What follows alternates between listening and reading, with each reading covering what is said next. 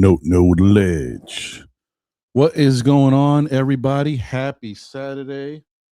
Hope you guys are all doing well. Once again, we are blessed and highly favored to wake up another day and be a part of the earth. Don't forget to check on your loved ones, family members, and friends, as well as get yourself checked. You never know, you know? Let's be on top of each other's health because as we get older, it gets easier and easier for stuff to change up. That's a fact. So, that being said, let's get to it. Let's see where we're at. Oh, currently it is partly cloudy in the New York area.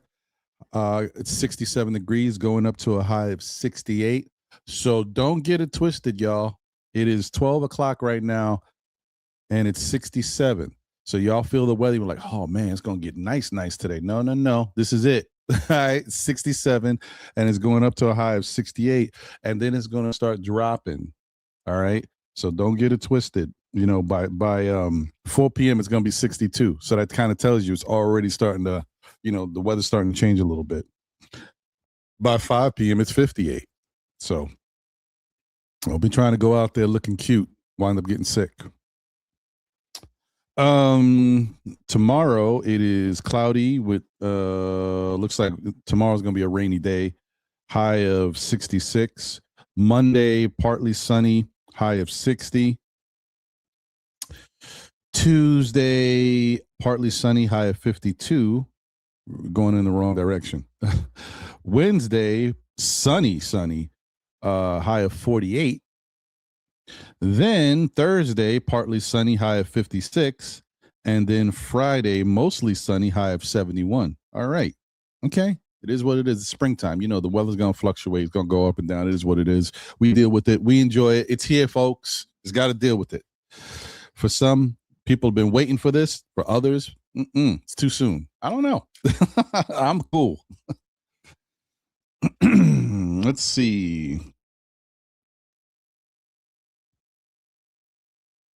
All right. Today's word of the day. Life is full and overflowing with the new, but it is necessary to empty out the old to make room for the new to enter. Yeah. I can dig it. You know what I mean? That you could take that many ways. Don't close the opportunities, the doors, all that stuff. Be welcoming to new stuff. But sometimes you do have to make room for the new. So if there's old stuff or any negativity that's weighing you down, you got to clean out the closet, man. Make sure that stuff is put aside, that you don't have to go back to it and then start fresh. You know what I mean? Like the Knicks, right? Bad habits. You know what I mean? You got to fix those habits. So, you know, get those habits out of here and start fresh, start new. They're about to get a new chance to start new in a couple days when the playoffs start. You know what I mean? That'll be another chance for them to have a clean slate. Yeah. Anyway, let me see. Okay. Crim's dad is in the building. Says, "How is the state of Ron?" Yeah, right. I mean, Ron was hungry. Ron had to eat, and but we're okay. Shout out to you, my brother. Thank you for being a member of the SKF Army. Boom. He said, "Did we win?" And the eyes have it. By the way, you see the eyes. Yeah, I think we did. Crib's dad says, "No cat, no problem. Mitch, number one center, Brunson dishing and swishing, propelled Knicks over anyone. How amazing is Knicks defense with Mitch and our offense? No complaints, no foul troubles, no problems." So I will say that, you know, these past two games were very interesting to see, both versus bad teams. And I like the fact that we got to see the Knicks without Brunson, with Cat being the primary and them running the ball through him, and see how that translated, how the game finished. And then I like that the next game against a bad team again, you get to see the team without Cat and see how the game runs through Brunson. And I got to tell you guys, listen, we need to put the hate aside. Okay? We need to put the hate aside because the bottom line here is I wanted to see the Knicks get at least 30 assists. I said 27.5 or 28 to 35, whatever. They got 30. With Cat out there, the Knicks had 35 assists. Everybody was moving the ball because they had no Jalen Brunson, so they didn't have to, lean on someone to bail them out. They had to figure out ways to score. With Jalen Brunson out there, they had no Cat, but they did have Jalen to lean on, and they didn't even need to lean on him, and they still had 30 assists and won by 40 points. So what I'm trying to tell you is it's not about who's out there. It's about how they're playing. It's about what the coach is telling them to do. It's about how the team is executing. I think we're making too much of this. We're going back and forth trying to find an answer. We're trying to find a reason. We're trying to blame somebody. Bottom line is this team can do it. They just don't. Why don't they? Because the coach has to be more forthright in making them do it. The coach has to give them the ability, the confidence to say, listen, this is how we play. We're going to do this no matter what, no matter who we're playing. Move the ball, move your bodies, trust your teammates. I don't know any other way around it. I just think that's the way it's got to be. Without Jalen Brunson,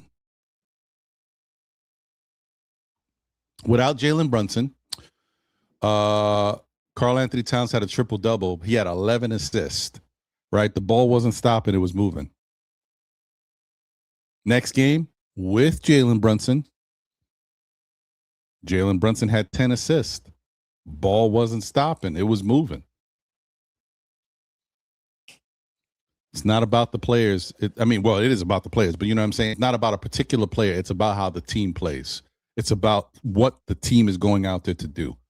And someone's got to make that the law. And I would expect that to be Mike Brown. Got to make that the law. This is how we play no matter what. Monday, Tuesday, Wednesday, Thursday, Friday, Saturday, Sunday. We play the same way every day. And the Knicks are too wishy-washy. They go up and down with how they play. Every day we play the same. That's how you win. That's how you be consistent. That's how you going to get yourself to the NBA Finals, folks. That's how you're going to do it. So hopefully the New York Knicks have turned the page. I know it's a little fleeting because it's against bad teams, but I don't care about who you're playing. I care about how you're playing. We'll see. But I do think that this is one of those moments where you guys got to use your eyes and take your biases and thoughts out of it for a second. Just look at what you saw. No Brunson. They moved the ball, 35 assists. They won by like 20-something points, whatever it was. No, not even 20. Almost 20, right? And it was comfortable for the most part. But everybody got involved. Everybody touched the basketball. Everybody was, was a part of the mix. Next game, no Cat. Jalen's out there. Same thing. Win by 40. Move the ball. Get a good amount of assists. Like, it's the style of play. It's not the players. The players have to execute it. But somebody's got to say, look, this is how we play. Call a time instead of calling timeouts for whatever reason because another team goes on a run. How about you call a timeout and say, listen, we're getting away from how we play. This is how we're supposed to play every day. I don't like what I'm seeing. Go back to it. Move the ball. Okay. Say, hey, you guys, if you ever played organized ball before, there's one coach that's been in your life that told you, I want you to pass the ball 3, 4, 5 times before somebody takes a shot. Hey, New York Knicks, I'm the coach, Mike Brown. pass the ball 3, 4, or 5 times before somebody takes a shot. Every possession. That's how you get back to your style of play. That's how you break bad habits. This is simple. This is stuff you learn as a kid. Like, I don't know what we're doing here.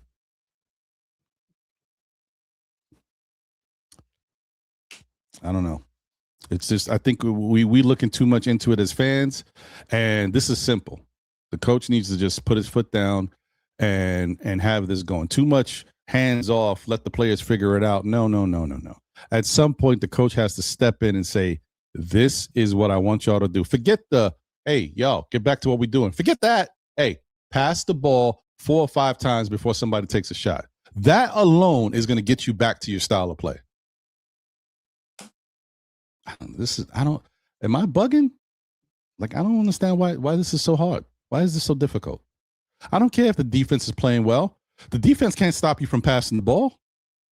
You know what I mean? Like, what are we talking about here? Defense can affect your shots. Defense can cut off your lanes.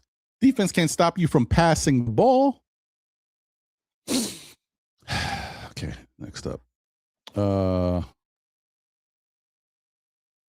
Shout out to Lena. Oh, Crim's dad said the Bulls just beat Houston, so it's not all about them being a bad team for those who think the wins don't mean anything. I hear you. I'm with you on that. That's solid. Shout out to Lena Franklin in the building. What up, Lena? Member of the SKF Army. Let's go. Said, good morning, Knicks family. Happy we won last night, so let's save our energy for the playoffs. And I know how we are when the Knicks are in the playoffs. Yes. Shout out to Kareem Grant in the building. What up, my brother? Said, I'm glad we won, but these last games is the test. If we start the game with low energy and no ball movement, it's a wrap. I hear that. And shout out to you, my man, for being a member of the SKF Army. And really, there should be no reason there's no ball movement. I just said something that is so easy. Like, anybody could say that. Anybody could do that. Like, just move the ball. Just say to yourself, we need to see 4 or 5 passes before we take a shot. That's it. That's how the ball starts to move.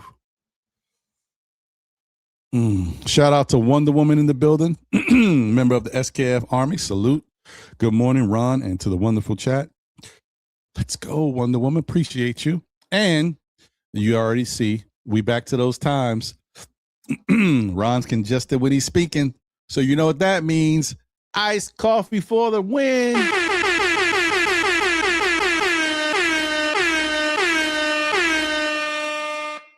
Pinky up for flavor.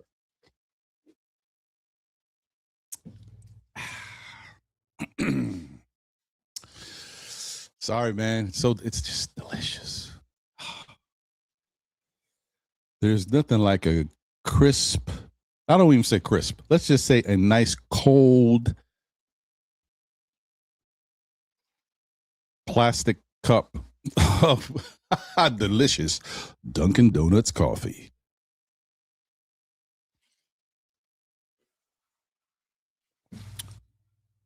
I know, guys. Y'all might want to know what I'm drinking, what flavor. It's banana. I'm sorry. Look, I don't know what it is. I never thought that banana would taste good in coffee, but this damn sure does. I'm sorry, guys, and I'm gonna go with it until it's out of here, right? Because they're gonna switch up their flavors in like another couple weeks or so. Banana was hitting for me. I'm sorry. That's weird. I couldn't believe it, but banana's hitting. Can I tell you? All right.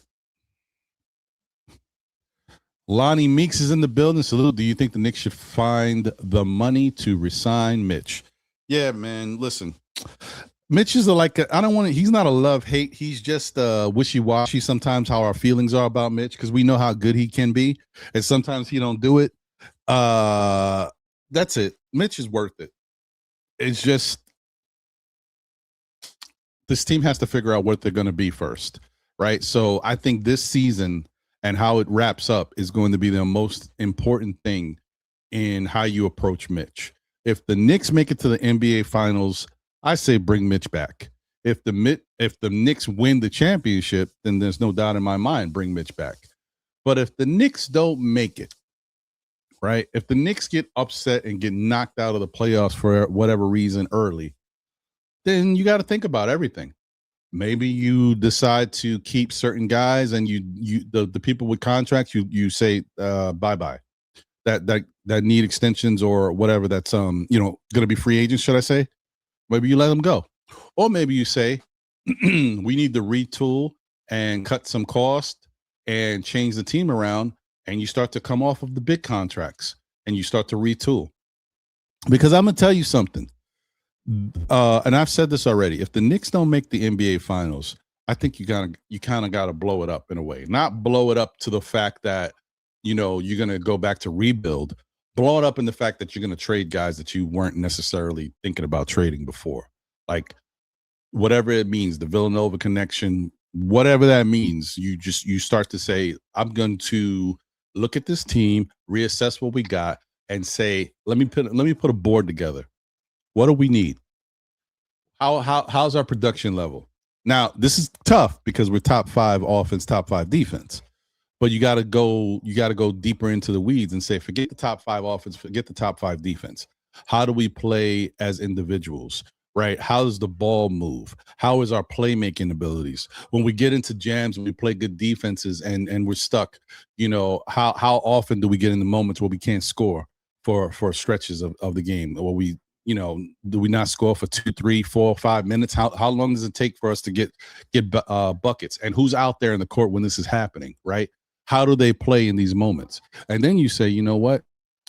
We got to go out there and get somebody who can break it down. When the defense is around them, they know how to get their shot no matter what, right? That's the type of stuff that you look at, because there's always a way to improve the team, but you don't want to go backwards, right? The team is a top 5 offense, top 5 defense. So what can you really improve on? It has to go not team oriented. It has to be individual, right? So you figure out what makes more sense. You start looking at threes. We go into ruts a lot with 3-point shooting. What's the consistency of guys, right? What's their percentages? How have they been? How do they look in the first half of the year? How do they look in the second half of the year? You look at all that stuff to figure out, and then you go around the league and look at guys who have better numbers and how their level of consistency, and that's how you improve. Sometimes you just got to improve in the way of, hey, man, I'm not saying specifically these people, but say Josh Hart. Well, he's looked great lately, right? He's been fantastic with his shot. So maybe because of that, I say I'm going to keep Josh Hart because he's earned it, because he's worked at it. Or you say, well, even though Josh does look good, his overall percentages are this, but throughout the year, we know he struggles. He goes up and down, peaks and valleys. There's another guy who plays similar to Josh Hart, but his 3-point percentage is a little better, and he's a lot more consistent with the shot. Plus, his defense is a tick above Josh. So then you say, well, let me go try to get that guy, and I'll upgrade over Josh. Those are the, the ways that you look at the team and you say little things like, how can we improve? And I'm only talking about this if the Knicks get upset, right, and get knocked out of the playoffs early. If the Knicks make it to the NBA Finals, I'm sorry, guys, I don't have no issue with this team, because you guys got to understand that every year they're getting better, whether or not we want to see it or think about it or not. If you tell me that last year we got to the Eastern Conference Finals, right, and they fire Tibbs, they bring in Mike Brown. It's a struggle all year, but once again, I want you to remember this is the first year under Mike Brown. And when a team changes, gets a new coach and new systems, it takes more than 1 year. This is not my opinion. This is a fact. So if by chance the Knicks go from last year, Eastern Conference Finals, to this year, top 5 offense, top 5 defense, NBA Finals, then once again, they are getting better every single year. Like, at some point, you have to say to yourself, it's dumb for me to look at this team and say that we are in big trouble and there's problems when each year they keep taking a step. Now, I will say you don't have a lot of years to play around with, right? Like, if the Knicks make it to the NBA Finals this year and they don't win, then next year they got to win, right? It's not like, there's no going backwards. You've already got to a point where you've improved. Now you got to win. There's no ifs, ands, or buts about it. And I think that's how I would run this team if I'm looking at things. It's all going to be about how they fare in the playoffs. They make it to the NBA Finals. I'm not going to break up the team. I might make some little tweaks in the offseason if I can. If I can. But for the most part, the team stays the same. Because look at the production. You know, numbers aren't everything, but sometimes they mean a lot. And it's not just numbers, it's the status and the achievements. To make it to the NBA Finals is an achievement. The Knicks haven't been to the NBA Finals, you know how long, since Allen Houston with the shot, with the floater, right? And we got smacked by the San Antonio Spurs. But the point is I'm trying to make is we got to look at it for what it is, right? But the leash, I will tell you this, even if I feel that way, one more year and then that's it. You make it to the NBA Finals this year, you play one more year next year. If you don't win, I still got to make moves. I got to change the team.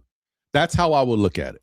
So, I mean, y'all might have different opinions about it, but that's my rationale for running, because you cannot be a flip-flopper type of organization. You got to let stuff play out, because then you'll never win. I'm going to tell you something right now. If you constantly change your personnel and your coaching staff every single year, you are not going to win anything. You're going to have to let something play out, or you're never going to win. Because there's no consistency. There's no time for development. There's no time for chemistry to really grow. There's no time to learn how things are supposed to be carried out. Boston is an example of a team that were together for a while, right? They had that same core, and then they finally won, but they had the same core. They played together, and they kept learning and growing and getting better each year. Not every team can come out like OKC, a young team that just gets it and gets that opportunity and runs, right? How many times do you think that has worked in the NBA? It doesn't. OKC was an aberration, you know, and they became a really good team. They are a good team, but that don't always work that way with young players. It don't always work. So you gotta really hit on everything. All right.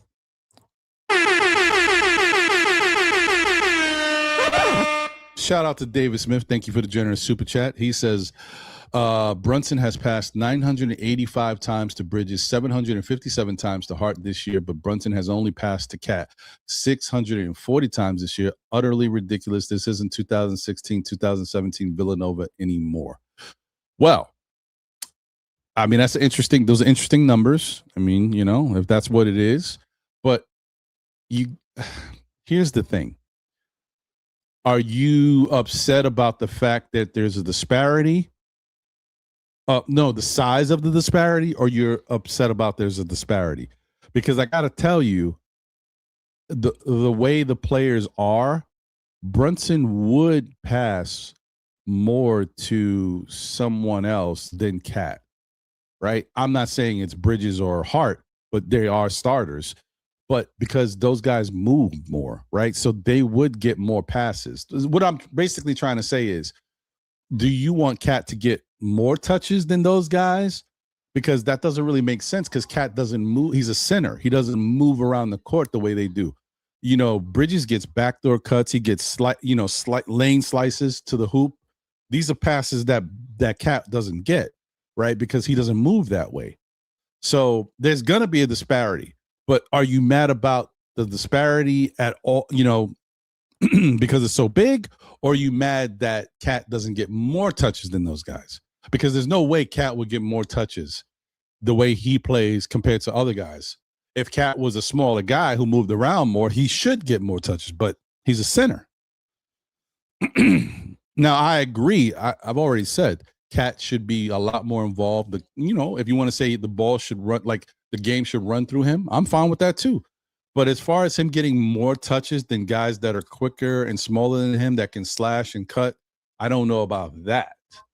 But I will say that he definitely needs to be a bigger part of the offense. That's all I can say.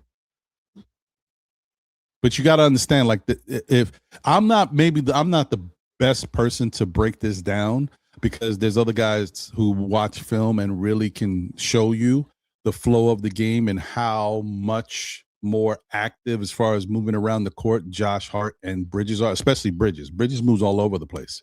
So he would get the ball more than other people because he don't stay still and he creates more openings for himself to be open to get the ball. You know what I mean? I'm just going basketball. I'm going X's and O's right here. But it doesn't change the fact that I do agree that Cat should be more involved, that Cat should get more touches on a game-to-game basis. But as far as this number, it's tough because those guys should get the ball a little bit more than Cat because they move more. Die Pistons in the building. What up? Salute to you. All right, JJ's in the building. What's going on? Member of the SKF Army. Salute to you. Says salute. Ron, need playoffs to be here already. East playoffs going to be a battle. Let's go Mets. Finally got bats going last night. That was nice. That was nice. Prezi the boss is in the building. What up, Prezi? Says salute to Ron the Teflon Don, General of the SKF Army. Salute to the chat. What's going on? Chris Scotty's in the building. What up, Chris? Salute. Tendril Sound is here. Pack Carl's bags. He's out of here this offseason. Wow. Oof. It's rough. Tough crowd. Hey, look at Juan Rivera in the building. What up, Juan? How you doing, man? He said, run.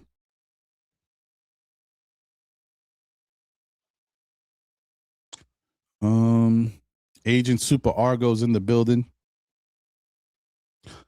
So we can win games as long as either Brunson or Cat isn't on the floor at the same time. Just stop, people. Please stop. Oh, yeah, I don't think that's the case. Like I said, I think this is, I hate to say it, but I think this is more of a coach issue of making sure the team executes the way they need to execute. That's all I'm saying.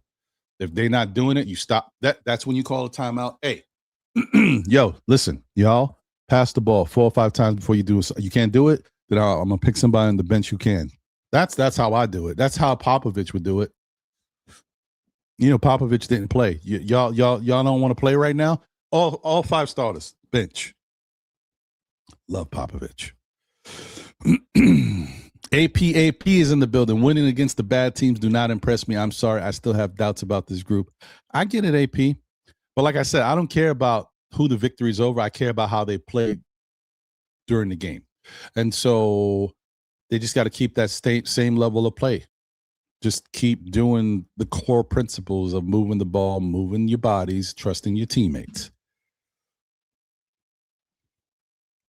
Sha Powers in the building. What up? Salute, salute, salute. What's going on, Sha? One half of Knicks Real Talk.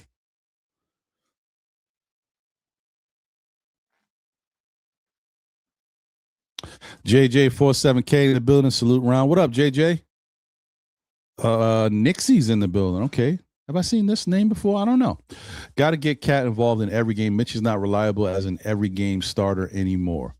Maybe not, but we don't know. We don't know. Maybe we'll see going forward, but you could be right. We don't know. Things did work out this year for a reason. We got to see going forward, but we're about to see in the playoffs because Mitch is going to be playing every game. Maybe not as a starter, though. So we'll see.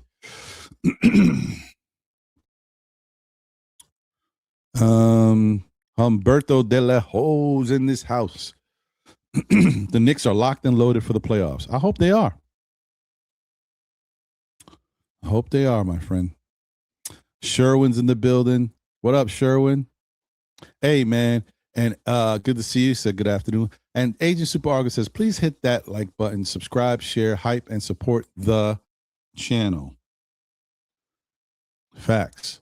Y'all, man, he's right. And if y'all don't know what the like button looks like, it looks a little something like this.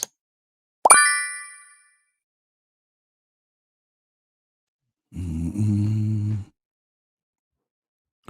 Mm-hmm.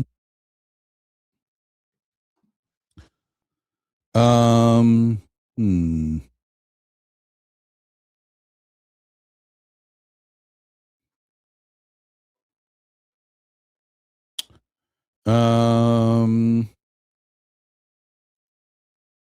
Allah Wise is in the building. What up, Allah? Says peace, Ron. Peace to you, my guy. Appreciate you.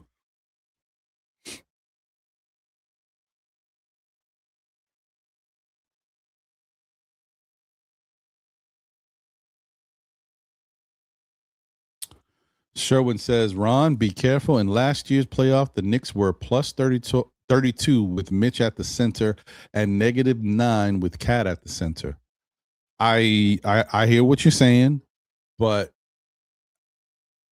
I also want to say that this year's team is not last year's team as far as the way they play. So I'm assuming that this year Cat would fare a lot better in the playoffs than what he did last year. We know last year the Knicks had were very predictable. This year, I would say we've become predictable as of late because the offense has gotten stifled and stymied and stupefied. Shout out to my guy Vader. He always used to say that. Anyway, but it doesn't have to be that way. You just got to move the ball. Listen, we talk about Jalen Brunson and his time holding the ball throughout the shot clock. Would you guys rather one person hold the ball for 14 seconds of the shot clock, or would you rather the Knicks pass the ball to 4 or 5 different guys for 14 seconds to find the right shot? Right? So all the Knicks got to do is believe in each other and move the ball, right? Because the defense can't move. The player cannot move as fast as the ball. More facts. Move the ball. You'll find something. In the line of Tibbs, the game will show you what to do. Whatever. You get it. Well, moving the ball will show you who's open.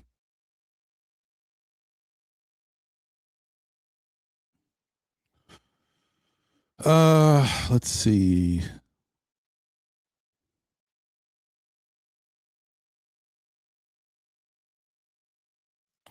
Ala Wise says, Ron, if we win the finals or not, we know we need a defensive big who can also get us extra offensive opportunities. Yeah, I mean, that's fine. But just because what I'm saying is if the Knicks don't get to the finals or don't win at all, then you have to make a bigger change or bigger changes. But if the Knicks win or get to the finals, that doesn't mean you don't. There's still stuff that's going to happen. The Knicks still going to have a draft pick, right? They're still going to be able to draft somebody. You could still go draft a big center who can play defense, right? That's a given.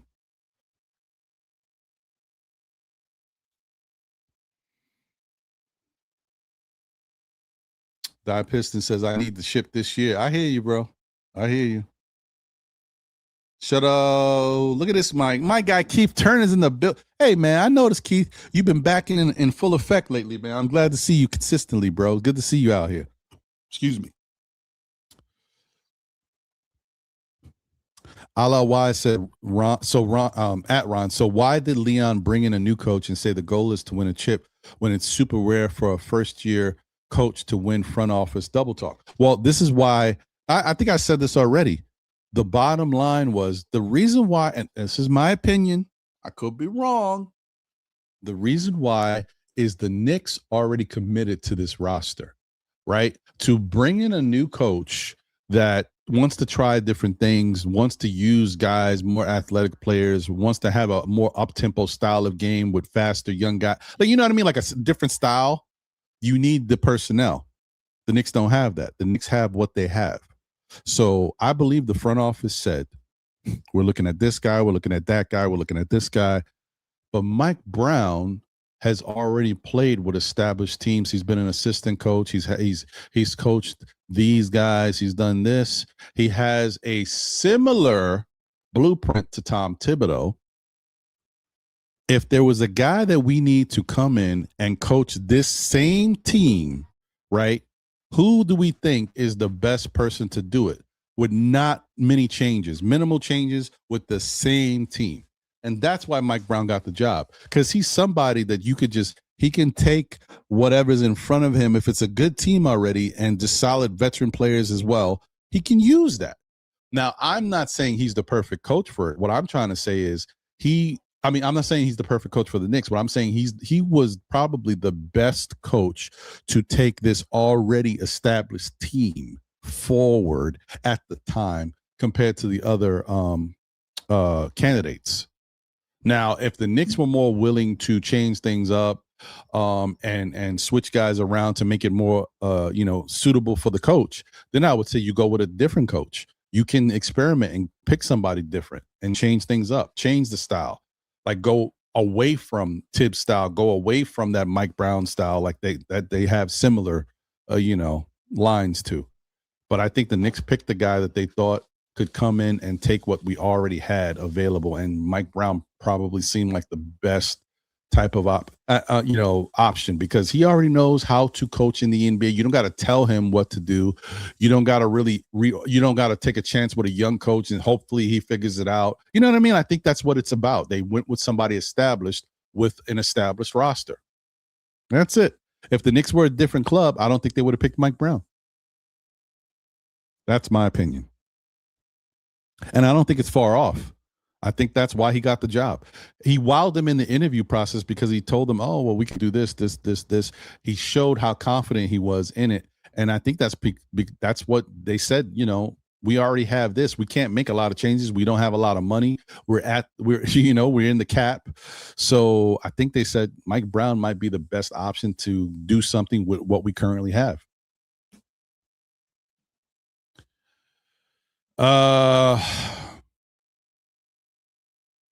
Sherwin says we beat Boston last year because they didn't have an answer for Mitch. He bullied them. Boston went out and got a baby Mitch. Juan says they lost a lot of players they had. Keith Turner says got to split up Cat and Brunson after the season. Please don't bring that duo back. Ribby's in the building. What up, Ribby? Says smash the like button, subscribe, and share. By the way, shout out to Ron. What's in your mug, OG? I got this banana flavored coffee, man. I know it's weird, but it's hitting for me. I don't know what to tell you.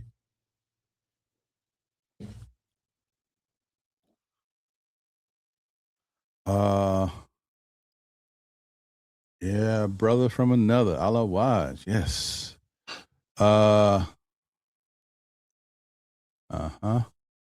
Okay, so David says it's too big of a discrepancy, a disparity, whatever, however you want to say it. I hear you. Well, I mean, maybe it is. Maybe the distance between the numbers is a little too big, but I do understand that those guys would get the ball more than Cat because of how they move. But yeah, all right. Look, I'm not going to argue with you there. That should be a lot closer. Because Cat definitely does need to be more involved in the offense.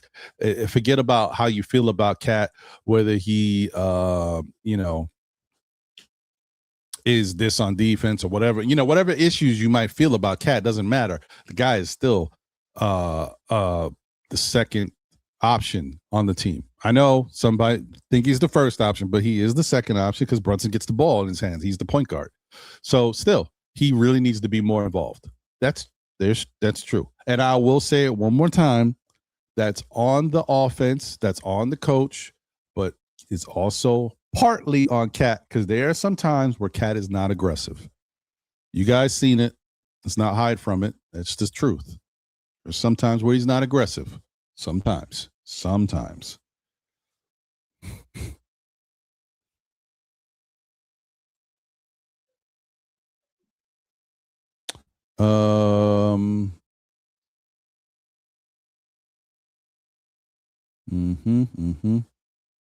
JM3 is in the building. Sup, Brown? What up?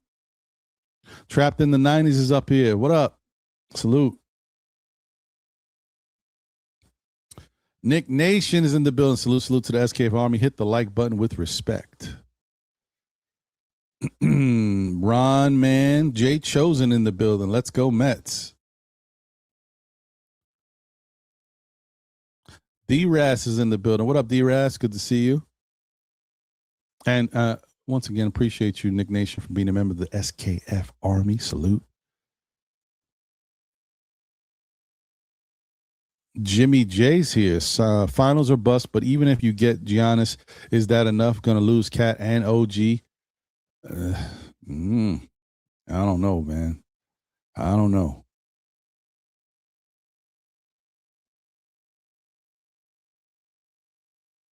He says either the Knicks or the Celtics would make the finals. Detroit is still young. I hear you, Jimmy J. Bagger Jones is in the building. Said the other night, Idiot Brown tried to sabotage Cat by trying to stop him from getting the triple double by sitting him over 12 minutes straight. Cat has so many people on this team against him. I don't know. I don't know. Shout out to Dwayne Dennis in the building. So I also don't think there was anyone else to choose from. Okay.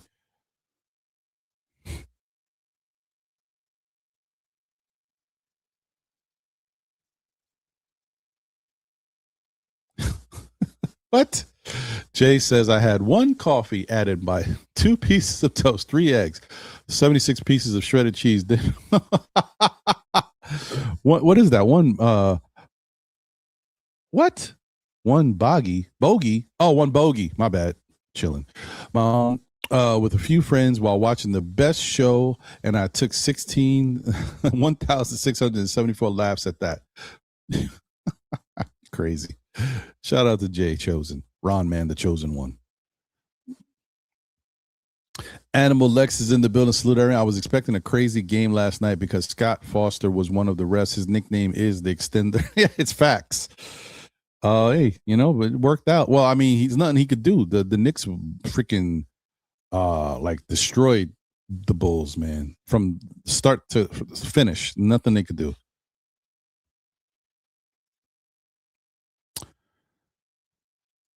Shout out to my guy Lord Science in the building. Salute Ron SKF family is the building. Are you doing phone calls later? We'll see. Maybe so. I might be able to do that.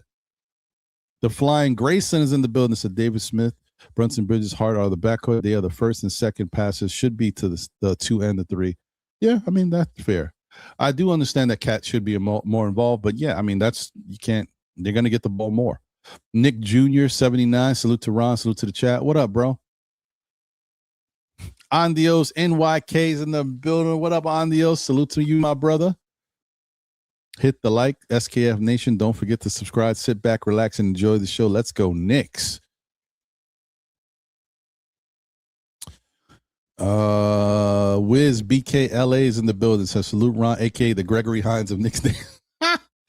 This team has enough diversity and talent to beat anyone if the coach makes the right adjustments and matchups. That's fair. Luca Jr. in the building said, "What up, Ron? Giannis definitely a better fit with this team if we don't make the finals or even win it, this year. I mean, if we win it, there's really no need to change. I mean, we haven't won in 53 years. If we win it, I think everybody will be happy. I mean,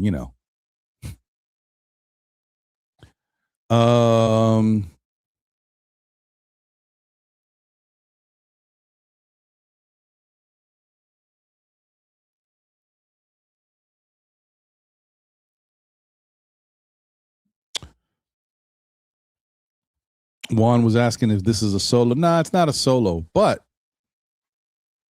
I am trying to do something a little different. So, because I want to give people a little time to chop it up and talk this week. I'm trying it out. I'm going to see. Everybody's still welcome to chop it up with me, but I'm just trying it out.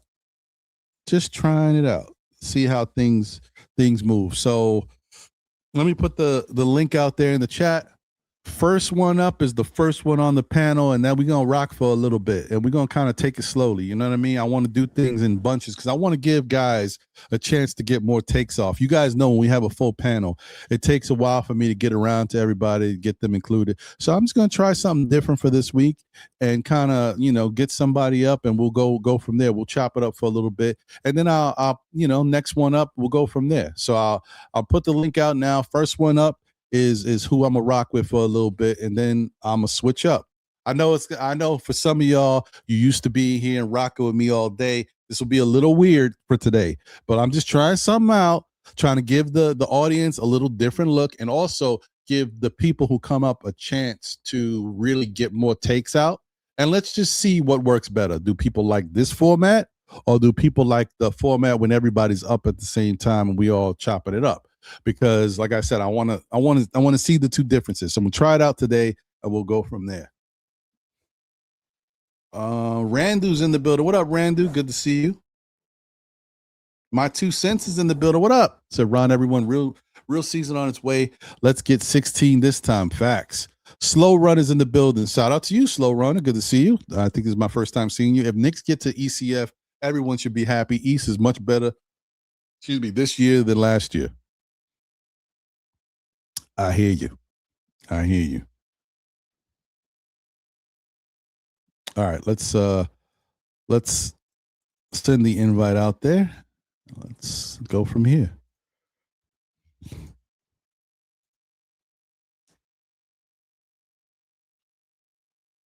All right. And I guess the way I'll do this, I'll figure something out for the show later, right? I guess what I'm going to do is I'm going to make a 20-minute timer, right? So I'm going to go 20 minutes for each person. Boom. 20 is going. First man up. Sha Powers in the building. What up, Sha? I've been waiting for you all morning, so let me change my glasses to the glare-free ones. So, I ain't reading nothing today. I ain't got my computer up and everything. I don't need no glasses. What's happening, brother? What's going on, man? I'm right there with you, sipping on some Java Joe or Joanne or however you call it and stuff. Yeah, I figured, I just want to try something out a little different this week and see, because I want to be able to chop it up with people a little bit more, in depth and get everybody's takes out. Because I know sometimes when we do the show, it kind of gets spread around and people got to wait to get this stuff out. And it just, there's nothing wrong with that. I just want to give people a little different look this week, and we'll see. And I'll determine by the views and all that stuff which format seems like it rocks better. Well, I can say that thank you, because it seemed like I'm number one to try it out with you. So let's make it real interesting. Well, first off, Sha, great job yesterday. I had a fun time chopping up with you and Divine as well, and Jay Chosen yesterday doing the show. And it was really good to kind of reminisce and talk about the old times and the old Knicks action. Even though it wasn't fun dealing with it, still had fun, kind of like just going through the motions. Some of those memories was lost. You had to go to Google to remember them because they were so heartbroken. You were so beat up. Right. Yeah, you'd be like, I remember him. Ooh. Yeah, yes. It was like a segment of Knicks and Bruises for a second there. We were going through it. Salute Tony Crow. Facts. So first off, how'd you feel about yesterday's game? I know we were on chopping it up for most of the first half, but most of the first quarter at least. But how'd you feel about how the whole game kind of turned out? I mean, we talked about it. I mean, they superseded our expectations, and they kept them right around the same amount of score where we almost all was. So that's the outcome. And like you said, it's not the players on the court so much as how they run the rotations and stuff. Because in that same way they ran the rotations yesterday, and where they played defense yesterday, they play that against Boston, not playing four games in 5 nights, but playing in a playoff setting where they don't have to play as much. You know what I mean? They could scheme and change things up and stuff like that. Yeah, I put the Knicks up against anybody, man. We as Knicks fans, we quirk and quirk about the Knicks. We got our likes and our dislikes, our players that we love and the players that we love to hate. You know what I mean? But on the same token, they're all Knicks. And I mean, they're Knicks. You know what I mean? And when they get out into the court, if they execute, because this is totally new to the Knicks and totally new to me and you as watching it, because they didn't play like this last year. The way they move and dart, it was more of a half-court game with Tom Thibodeau. You know what I mean? This is not a half-court game as much. They know when to use the half-court game, but they like to get out and push the ball. They really are over the half-court line like 19 seconds, so this way they can really set up plays, 3-4 passes and stuff like that, get the shot off, to get the cutters going and stuff like that. So it's different. So when I look at this team for this year, I want them to go to the playoffs, and I think that they can make it go to the playoffs. But you also have to take into consideration that this is the first year that Mike Brown has coached this team. So there is still a little quirks and stuff that they're trying to figure out. Even yesterday, you seen him, how much minutes Shohan got last night? I ain't seen Shohan almost all year. He got like 40 minutes last night. All right, maybe not 40 minutes, but you know what I mean. Yeah, he played a good amount compared to right. So yeah. it's still until this day, he still is trying to figure it out. If you want to say it in those terms, I'm leaning terms. I don't want to say late. He's trying new things or whatever you want to say, however you want to spin the narrative. So I'm happy to see what he's doing, and this is still his first year as a coach. And as a first year as a coach, the numbers showed the other day him and Tom Thibodeau being with the team for 4 or 5 years had the same record as Tom Thibodeau did in his first year. You know what I mean? And we still have a chance to do better in that year than we did. I mean, better this year than we did that year. Right. That's a fact. It's true. I mean, you're not wrong about that. I got to ask you this question. This is more specific to you. This is the good thing about me, chopping this up and breaking it down this way, because I can ask guys specific questions about me knowing what they have talked about and what they have, brought up in the past. You were one of the, main people that I could say was champion bringing Karl Anthony Towns here and what he can do with all of his versatility, scoring wise and everything. How do you feel about Cat now that the regular season is almost over and how this season has really, developed? I mean, we do know that since the All-Star break, he's played a lot better basketball overall, just his overall game. But when you look at Cat's numbers, you still can't, ignore the fact that he every time it looks like he's getting back to the old Cat. When I go back and take a look, because I'm all about the snapshots and looking at where we're at, I still see like this is not the Cat that I'm used to. Like, we know what Cat's numbers were last year and for his career, and this year he struggled with a shot early. But then we got to the month of January, for example, he was averaging 22 points, 11 rebounds. Okay. He was shooting 52% from the field, 44% from three. That was great. Good month.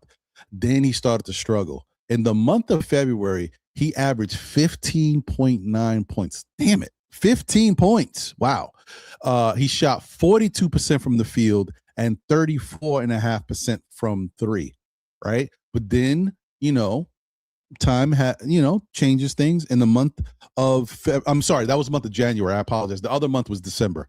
That was January that I just mentioned. February, he shot 19.4 points per game, and he had 54% from the field, 42% from three. So he was starting to look better again, and he's trending upwards. Then we get to the month of March, and he averaged 20.7 points per game. And you look at the field, 55% from the field. Okay, great. But then you look at three, he shot 36% from three for the month of March. I don't know, man. Are you concerned about Cat, that there's just something going on with him? Is he regressing when it comes to his outside shot?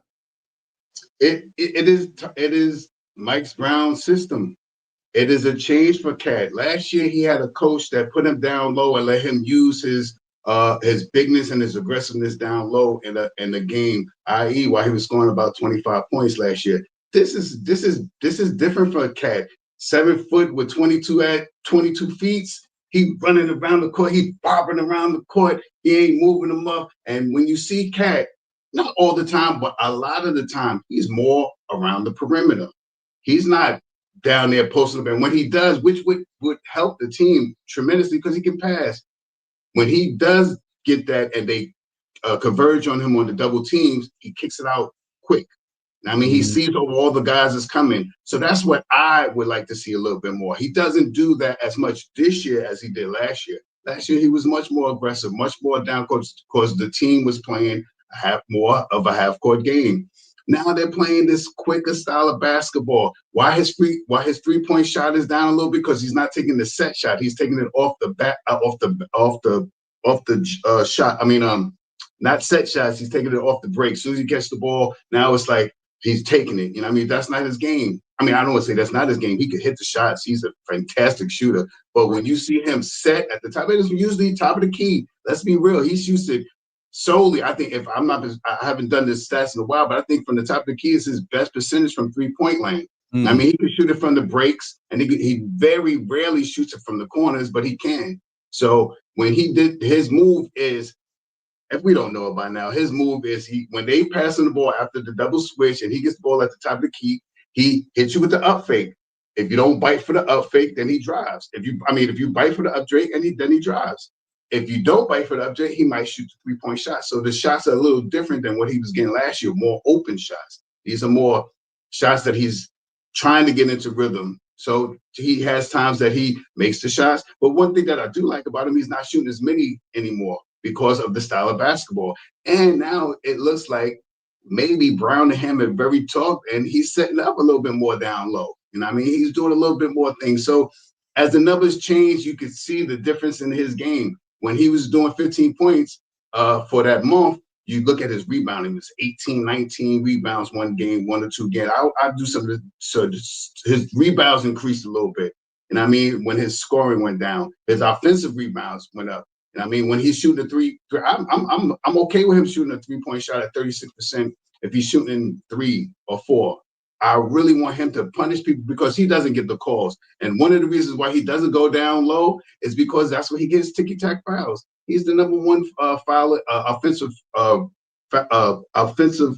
foul maker in the league. So when he gets down there and he does the hook, and he doesn't mean to do it, you know what he does? Because they frustrate him. They get under him. They beat him up. They hit him. And by the next play he come down, he wants to get revenge. And now he's going in look like a bull in the china shop. And now he's still have a foul. So he's changing his way of playing basketball too, because of last year. Tom Thibodeau used to give him the ball. He'll get the ball. He'll make a step. The same thing they want to do now, but he just doesn't do it as frequently. And then he kicks it out. So I think he's playing a phenomenal year. I think he's having spurts, not a bad spurt or a good spurt. It depends on the game and the game planning, because some of these guys know how Cat plays and they know how to get in there and frustrate him. That's true. You're not wrong about that. I think it's just one of those things where he also has to figure out what he really likes out there on the court and how he can get to those spots. But if he can't get to those spots, what's his secondary spot? I always said that outside of, because this is more than just one thing. You know, there's certain things that are simple. Pass the ball. Try to keep passing the ball until you develop the shots, move your body. Something's going to open up. That's the simple part. The hard part is making sure you get Cat the ball and continue to go to him, but also Cat has to go to secondary options, right? Don't settle for the outside 3-point shot if it's not really there for you. Don't settle for I'm going to drive all the way to the basket and bully my way in there, draw offensive foul. No, stop midway, pull up, and shoot the midi. Man. One of the best shooters in the game. Why not? What are we doing?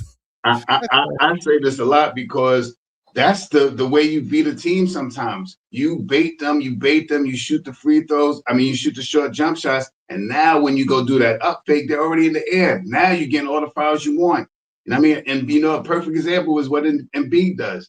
Embiid beats you up a little bit, get you down there, up fakes you, and now he gets the foul. You know what I mean? Especially after he hits a couple of shots. The biggest thing for me, I'm not saying that Cat doesn't do this. I don't want to say that he's not doing this, but for me, when I see him do it, he looks so much better, because now we have that spray out. Now when he gets the ball, he kicks it out. Now he kicking it out to an OG, a wide open OG, a wide open Brunson, or a wide open Josh Hart, or a wide open McHale.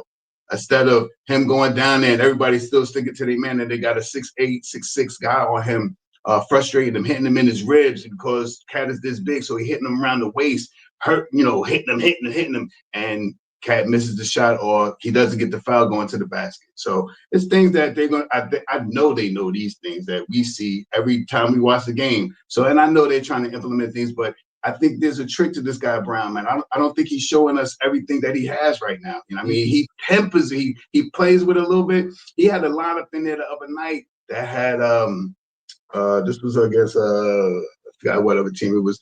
It was Mitchell Robinson with 4 little guys. And I mean, and he did all year he's been playing it, but this game he had Alvarado, he had all the little guys out there. You know what I mean? So I think that's going to be something that you watch out for because all the guys that he had out there can play defense. Only one that was really missing was Shaman. I mean, it was Alvarado, Clarkson, all the I think was it Mikkel and John and JB, but had all the little guys around Mitch. It looked so good, and now I'm happy that they starting to look for Mitch on the lob thread like a mo. I hear you. I hear you. Well, you know what, Shah? Because I'm still trying this new thing. You know what I mean? We have hit the last 5 minutes. This is the 5-minute blast off. What does that mean? That means last 5 minutes, whatever you want to talk about, whatever topics on your mind, we hit it. Hit it in the last 5. Yeah, I mean, it's really nothing to I as a Knicks fan, I watch for the games and I play the season as a game by game thing. Ups and downs all years. No team in here that's at 78 and 0 right now going into the last 4 games. And I mean, every team has lost, and the Knicks have not have not clinched. I mean, have not won against too many teams this year. I think it's 2. We mentioned it last night: OKC and Detroit.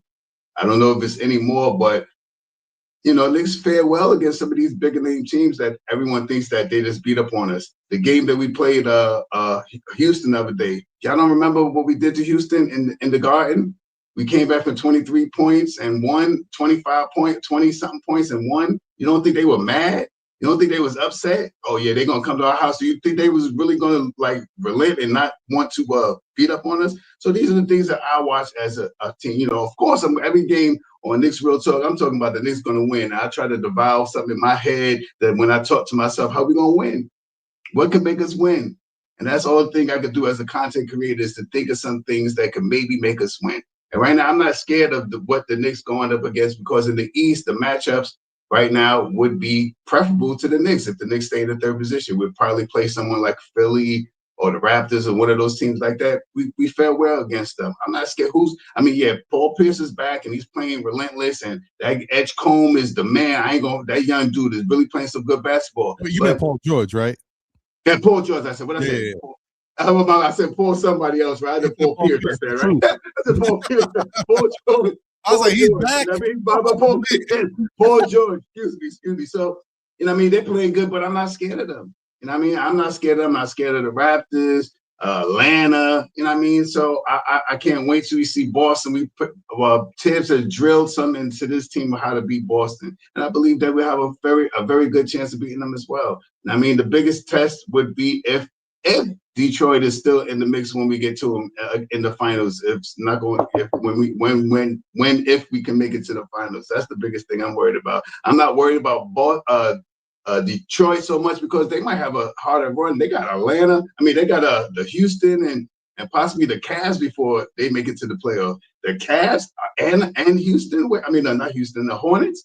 The way they playing basketball right now, they got some shooters out there. That's one thing that Detroit doesn't have. Herder's been playing pretty good basketball, but they don't really have no knockdown shooters, and they've still been winning. So with that being said, my 5 minutes is probably just about the New York Knicks playing good basketball, man, playing the rotations. And we know what the 8-man rotation is. It's the starting 5, Mitchell Robinson, Shaman, and Deuce. And then we tinker with the 9.5, the 3 guys that we have, the Mo D, the Alvarado, and the Clarkson. Those would be the 3 guys that will probably rotate into that 9.5 players going down the stretch.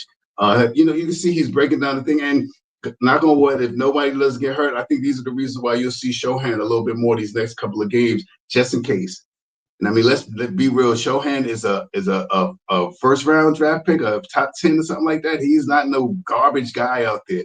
He just is not getting minutes on the court. Don't let's not sleep on Shohan. So, and I wanted him 3 years ago when he came out because of his defense, not because of whatever he do. I could see him out there with Josh Hart playing defense and getting it. The more acclimated he gets into the thing, he can probably get better. With that being said, I'm not scared about anybody in the East. The Knicks are a good team. We showed it this year with 50 wins right now. Another year, 3 years in a row. We're perennial again. We're something to talk about. We're hot right now. You know what I mean? So I bring on all the heat. Long as the Knicks make it to, I'm one to see what happens in the playoffs. I hope that they could get it to the playoffs, and I think they would, depending on the matchups. You know what I mean? We get into the playoffs and see who we can play in the East, and let's let this be known too. OKC is a great team, but you also got San Antonio over there. You got Denver Nuggets over there. You got Houston Rockets over there. They got some teams that can contend with those teams, and I'm pretty sure OKC has lost to one of those three teams more than twice this year. I mean, San Antonio, and we beat San Antonio pretty heavily. I'm just saying, just in case. So I'm not worried about anybody, and let's see what happens in it. When you get to the finals, it's a whole nother. This is not even the playoffs no more. The playoffs is over. The finals is a whole nother beast. So let's get there this year. This will be another stepping stone for us. First year coaching with this guy. If we could get to the dance and win it, come on, man. That's a storybook. That's like going down, blowing the houses down with the big bad wolf and all that stuff. So let's see what happens. Man, you know what? Shaw Powers. I mean, listen, Shaw, that was like incredible, Shaw. Thank you. And that's the way I feel. I know I know that's how Knicks fans feel. I know that's how Knicks fans feel. I know that I judge the team as much as everybody else does. You know what I mean? And especially when I'm sitting there talking to myself, you know what I mean? I criticize Cat, I criticize JB, I criticize Mikal, of course, because they're my team. You know what I mean? If you don't criticize them yourself, you know what I mean? You want to see better from them. Of course, everybody should want to see better from the team, not to want to get them traded and all that stuff. And when trades come, it's not us that's going to be making the trades. It's not us that's going to be making the moves. What we want and what we're going to get is two different things. We wanted Mikal, but we didn't want to give up 5 first-round picks for Mikal, but we got him. And I mean, we might have to give up some stuff to get. If we really talking about Giannis, you know, there's some rumors out there about JB and Mitchell Robinson to go get Giannis. You know what I mean? I mean, it's out there, but who knows? But you know, Josh Hart. You know, you talk about players on the court that maybe need to change. I love the way Josh Hart plays in the starting unit, but we still see the lack of Josh Hart taking that 3-point shot. Somebody like a Murray that just came back from whatchamacallit, we tried to get him a couple of years ago, or DiVincenzo, somebody that knocked down that shot and makes the team wide open. Now you talk about cutting and slashing and doing all that stuff. We'll see more of that because we have someone that could make the defense pay attention to it. So it's a whole bunch of things that the Knicks can do and what will be talked about in the offseason, but it is not the Knicks fans that they want to make the picks. We're not the ones that we want something, but we're not the ones that got the money to pay to get that player over here to pay him $46 million a year. Right. Wow. Well, listen, man. I want to say thank you to Shah because I know this new format is a little funky. It's a little weird. It's like, you know, you're not used to this, but I want to say he handled it greatly. I appreciate you. And guys, listen, if I give y'all the 5-minute blast off, don't feel like you got to talk for 5 minutes straight. We can have a conversation about it. You bring something up and we can go back and forth. But Shah is a professor. You can see he's a content creator that he could talk straight 5 minutes and get all the points out. Like I can't even ask somebody to do that the way you just did that, Shah. That was fantastic. Not for nothing. Anyway, hey man, I appreciate you, and I know this is going to be a little funky today, but we're going to try it out. And look, if it don't work out, if I don't like what I'm seeing, then next week I go back to the regularly scheduled programming. But I'm trying to do different things going forward. Shows have to evolve, shows has to advance, so we're trying different things. So Shah, I'm glad you gave me the first shot at it, so this way it can prosper. You know what I mean? I try to do my best for you every time I come on your show. So I hope that this one-on-one that we had can generate some more of these things that you want to do on the ledge, because you keep me off of that ledge every so yeah, they go wrong. Okay, all right, man, I appreciate you. So what I'm going to do now is I'm going to bring up the next person. But also, I think what I'm going to do is announce that there's someone waiting so that other people don't think, oh, damn, because sometimes, you don't know if somebody's already waiting. So right now, I'm going to bring up Jay Chosen. Shah, thank you, my brother. I appreciate you. I got Juan waiting in the background. So Juan, it's up to you if you want to chill out there for 20 minutes. Just letting you know, everybody's getting their 20 minutes. You know what I mean? But we're gonna try this out. Plus the other. Ron. All right, brother. So the other thing too is this also gives me a little bit of a way to kind of manage the show a little better, because I'm not only just thinking about content, but I'm also thinking about, okay, it is going to get warmer. It is going to get summer. Ron ain't going to be up here 4 or 5 hours in the summertime. I'm going to tell you right now. So I'm letting you know. But we're going to check it out. We're going to see how it works. I'm going to do what makes most sense. Before I get Jay up here, let me just read these super chats that popped in. And also say what's up to a couple more people. Joe from AC's in the building. I'm gonna see Joe. I'm gonna see if I can get the lines up, but depending on what I'm doing with this new format, if I can't get to it, I can't get to it. But I appreciate you, my guy. Did I say shout out to D-Ras already? I don't know if I did, but shout out to D-Ras. Appreciate you, my guy. Okay, I got you, Nick Nation. I'm gonna put that link back out there too. Okay, cool. All right, got you, Juan.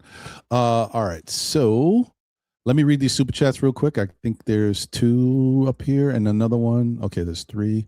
Hold on. How far is that super chat? There it goes. Shout out to David Smith, said cat touches per game are down nearly 20% per game this year from last year. Cat averages less touches per game this year than even Alex Starr of the Wizards. Wow.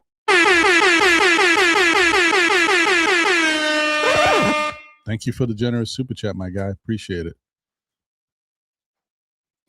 Let me see. Hold on. Here's another one from David. You know what it is? It says, anyone with the brain can see how Coach Brown is trying to lower Cat's stats. If Brown cost Cat all NBA, if I'm Cat, I'm filing a lawsuit for losing millions. So look, you're not the first person to say that the Knicks might be doing something in that regard. I'm not saying that's where conspiracy theorists. There are some people who think that the Knicks are trying to use Cat, but they're not necessarily trying to build Cat up in the best way because they want Cat's value to be a certain way so that they can trade him, right? It's we want Cat to look good, but we don't want Cat to look so good so that when we trade him for someone else like a Giannis, the fans aren't going crazy. I don't know if I believe that the Knicks are that diabolical, but hey, listen, this is the business, so I don't know. Maybe this is the next level of NBA basketball. Who knows, bro? We'll see. I'm gonna let it play out and watch how it all turns out. And I got one more super chat. Shout out to Crim's dad. You know what it is. David Smith comes on live, no blackout for 20 minutes. I will super chat $5. Okay. Oh man. But the other thing I want to say to David too is these are segments, right? And I'm asking certain questions in those segments. Don't think that just because I'm asking a question about one guy doesn't mean I won't ask a question about another guy. You just got to wait. All right. That's pretty much it. I want to say thank you to everybody. Thank you for all the super chats. Let me get to my guy, Jay Chosen, in here. Jay, what's up, my brother? What's happening? Salute. Hold on. Let me start your clock. Start my clock at 60. Okay. Thank you. All right.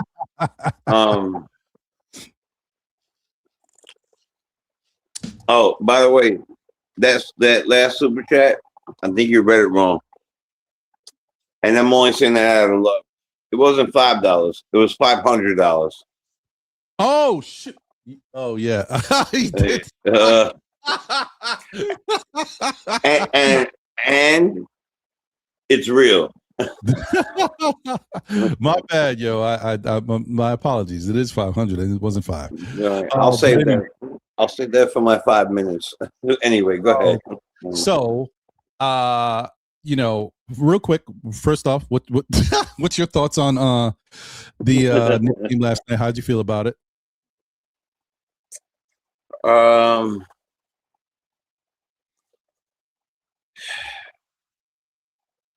felt that, you know, I don't know. I feel like this team is discombobulated. Like they're just not. Well, all right. Don't do this. Don't focus on the negative about what we've been. Well, I'm not. 'Cause I'm trying to find the positive. Like I'm trying to Okay, figure out why I enjoyed it. yeah, You know. yeah.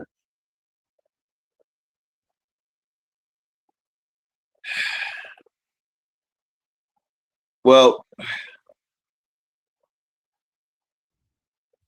it seemed like the team moved smoother, a Mhm. little better than it has been.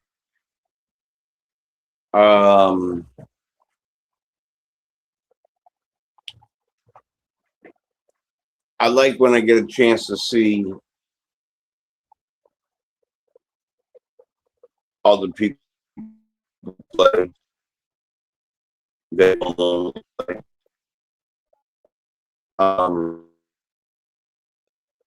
I'm not looking for. Is that my side or your side? I don't know, but you're coming back. So Yeah.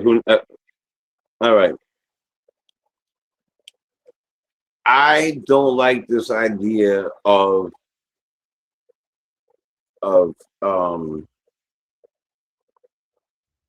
JB the facilitator. I think he is doing it almost out of spite. It feels it's weird to me. It feels very weird. He's a scorer. He's a perennial scorer. You know what I mean? And I'm just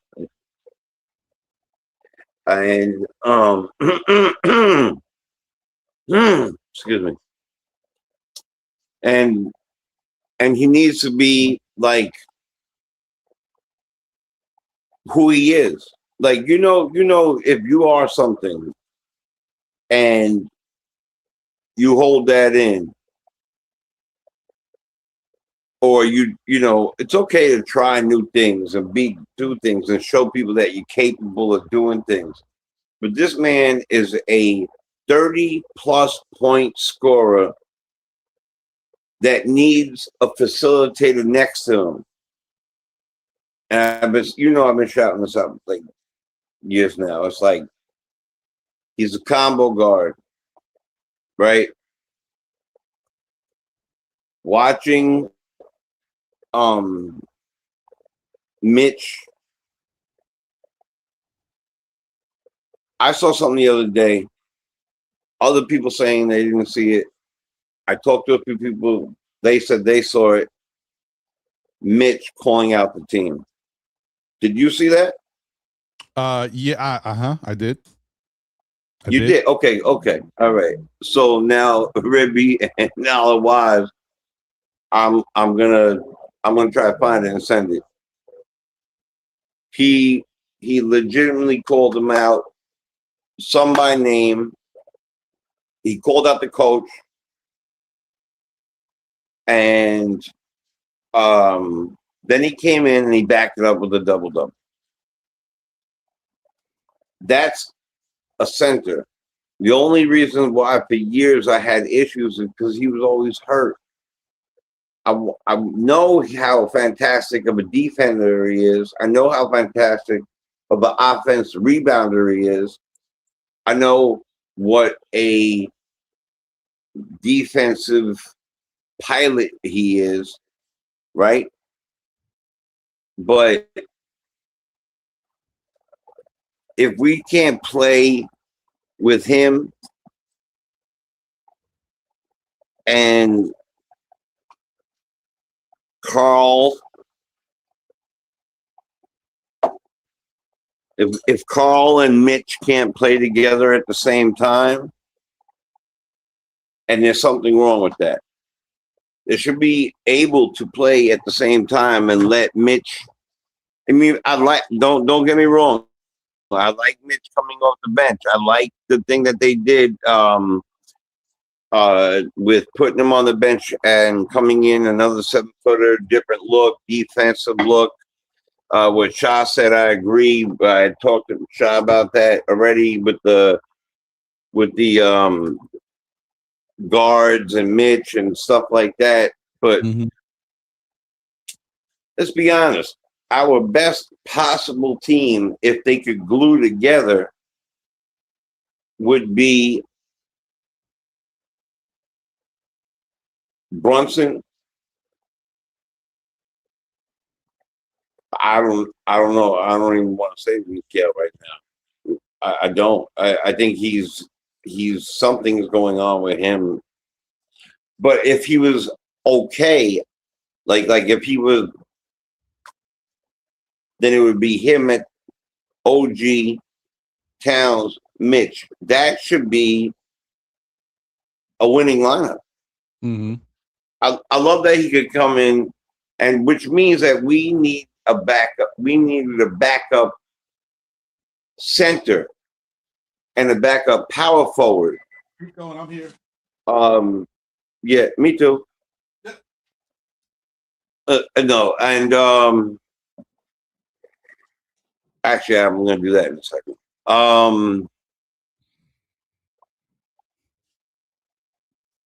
I don't know. This team feels weak. It like, it doesn't feel the same. Like, when did Shamit become like a household name? When did Deuces is good, but he's coming off an injury. He's got to work. He's got to work himself back in. And well, all right, I see what you're saying, but were you happy that the Knicks Mikael's off the tracks? Well, that we know. But were you happy that the Knicks took care of business last night? Got the 30 assists, beat the Bulls by 40 points. Always. Sorry. Yes. Good morning, Ron. Hey, Jay, how are you, buddy? How is it?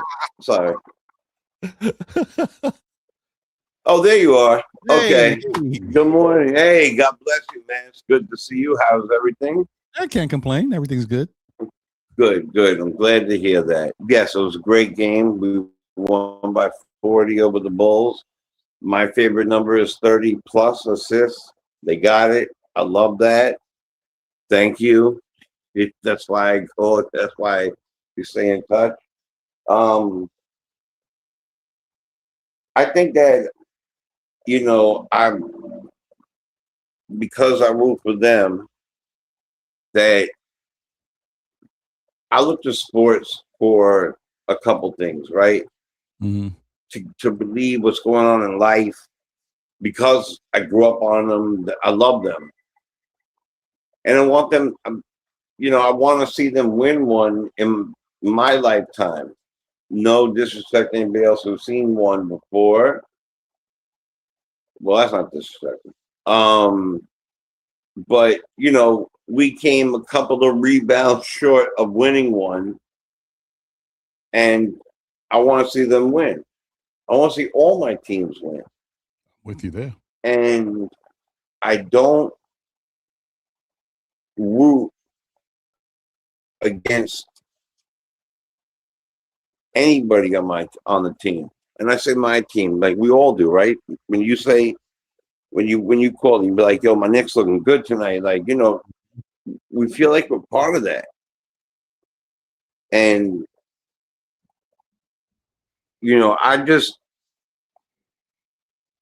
I want to see them really become. I mean, look at that.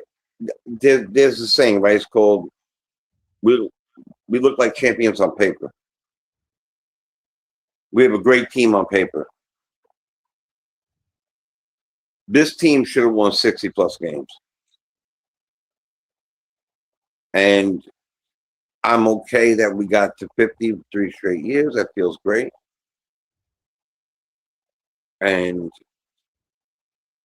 But I'm not super confident in the team right now. And it's hard. and you know me enough for a good amount of time to know that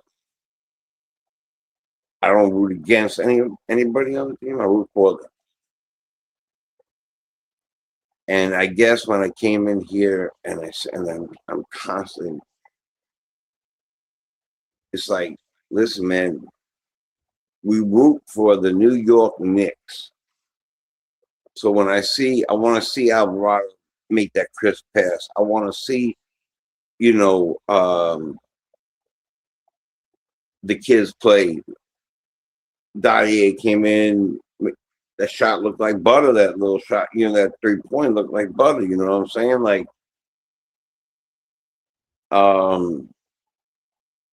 I'm just concerned that they, with all the, I mean, come on, towards the end of the year, and Mitch saying that on the news and all this stuff is happening, I wonder really how locked together they are as a team. You have to be like they were in 24. You have to be locked in together to win as a family, as work. If you're doing anything, you gotta be locked in together.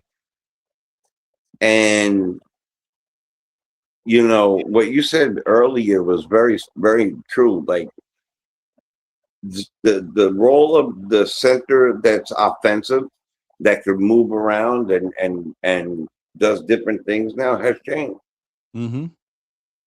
So the numbers that you read off earlier would have been reversed in the Shaq and Patrick era, because they would have been down low with their hands up like this, turning around with a power forward and a small forward crashing the board,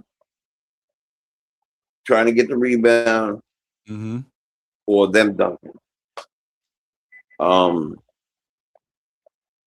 And I just feel like there's something a little bit off with the team, though I will say that winning cures all. And I don't know if they picked the right coach for this bunch. Yeah. I mean, I can understand that. Yeah. Sorry. Well, no, you could. Let me ask you this. And you can answer this kind of quick because I want you to have your 5 minutes, even though you've already had like 10 minutes of your 5 minutes. I want you to answer this real quick. How do you feel? Sorry. No, you good. Listen, this is new. This is going to be a work in progress, and as we'll see if it stays, and if it does stay, we'll understand it better, and I'll have to understand how much minutes. Don't worry, I stopped your time because I'm talking. I'll have to understand better. Like, is 20 minutes too much? Or is 15 minutes better because there's more people? Because I'm starting to see, like today, there's more people. Like there's already Juan is in the back, Joe from AC is in the back. Like, and I don't necessarily expect that every day. So I got to figure out what makes sense. So maybe next time it'll be 15 minutes and we'll see. And then if it gets to a point where I'm still on and I'm talking and it's quiet, maybe somebody could come back. I don't know. I'm gonna figure this out, but I'm trying something new, man. Don't worry. It's work in progress, but if you don't try, you never know what works. So, that being that's fact. That's fact. What do you think about? Because what I'm trying to do, I'm looking for solutions. I'm looking for solutions too. I want to talk about the negative, but I'm like, okay, we could talk about negative all the time. Do we have any answers? Right. Any answers? Not that we have the answers, but can we figure it out? Can we try? And one of the things you brought up, and this is why you brought it up, and I was going to ask you about him because I know how you feel. Mikal Bridges. What do you think Mikal can do now going forward to fix with this funk that he's in? And but I just want to say this. I know there's a super chat from Paris Duggar. There's another super chat from David Smith that I didn't get to. I'm gonna get to both of those once Jay's done. But so what do you think that is there something that Mikal can do to even if it can't break him out of the funk, but to play better out there, to be a more of an asset for the team. Timer started. Therapy. Hey. He needs therapy, legitimate therapy. He needs somebody to talk to him.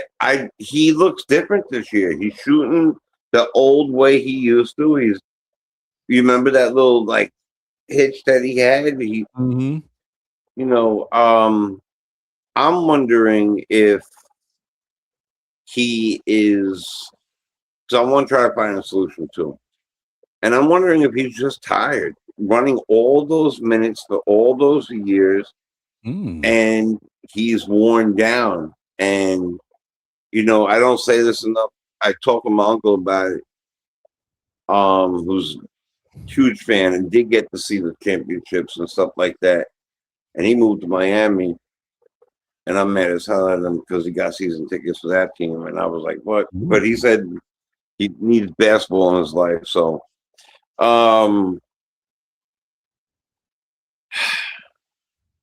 I think at this point, and this is a real answer, I would have tried Mikhail off the bench. At this, I really would. Maybe fit him in a different unit. If he played with, because I think he thrives. If you remember when we were short on people, he would play with that second unit because he never came out the game. And he thrived in, I feel like Mikhail might feel like he has no voice. Right? Yeah. Like, or he doesn't have a choice. Or this, I don't want to keep using cat in the hat rhymes, but like he does well when he's one or two on the court. So if he was like running with, let's say, Alvarado, Deuce, Bridges, the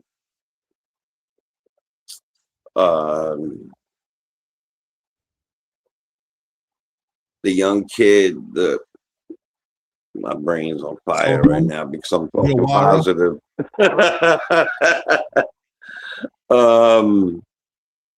Sohan, Diawara and Mitch, like if he came in with them and played with them for a little while and led that group, maybe that would help him and his leadership skills and the way he could facilitate the ball, shoot the ball, let other people handle that, get back that 10-footer in the middle that he has. Where'd that go? Like he has such a beautiful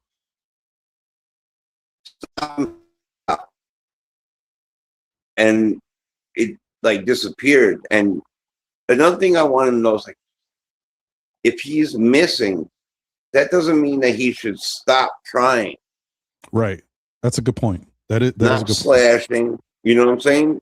Yeah. That's a good point. How do you get better at anything? If you don't keep doing it. No, 100%. I agree. I hear what you're saying. Well, let me do this because we're already at your 5-minute point. I'm gonna give you a couple extra seconds to get you to 5 minutes because you're a little under. But what I want to do is let me say this real quick before we get to your 5 minutes. And in 5 minutes, like I said, you could talk about whatever you want. You don't have to talk straight. You could bring something up. We could talk about it together. I'm just putting it out there. Let me just read Mikhail's numbers and show you how weird and screwed up Mikhail is in a way. So in December, he was averaging 16.5 points. Okay, that's where he's going to live, somewhere around there. He was shooting 71% from the free throw line, 42% from three, and 52% from the field goal line. This is pretty much kind of what you expect from Mikhail because a lot of those threes, is a corner threes. He's a 40% three-point shooter from the corner traditionally. That sounds about right. Then we get to January. He's averaging 14.9 points per game. He's shooting 92% from the free throw line, but he's not getting – he only got to – in the whole month, he only got to the free throw line in 5 games. And in those 5 games, like, you know, he got to the free throw line like maybe 11 or 12 times total in 5 games in the whole month. So he went to the line about 12 times for the whole month of January, which is crazy. He shot 27% from 3, and he shot 36% from the field. I mean, lost in the sauce. Then we get to February. He's averaging 14 points per game. Notice the numbers going down. He shot 86% from the line. He got to the line a little bit more in that month. He shot 30% from 3. Terrible for him. He shot 48.9% from the field, which is okay.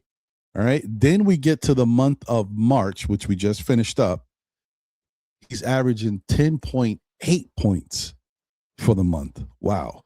Averaging 75% from the free throw line, averaging 35% from 3, and averaging 43% from the field. He is just all over the place. I don't know. I don't know what's going on. I don't know what happened. Something got broken in the shot. His mechanics is all over the place. He doesn't have a lot of confidence in it, and he just looks lost. And it's a shame because we need him now more than ever. So I don't know what that shooting coach. We have a specific shooting coach. I don't know what he's doing, but we need him to do something.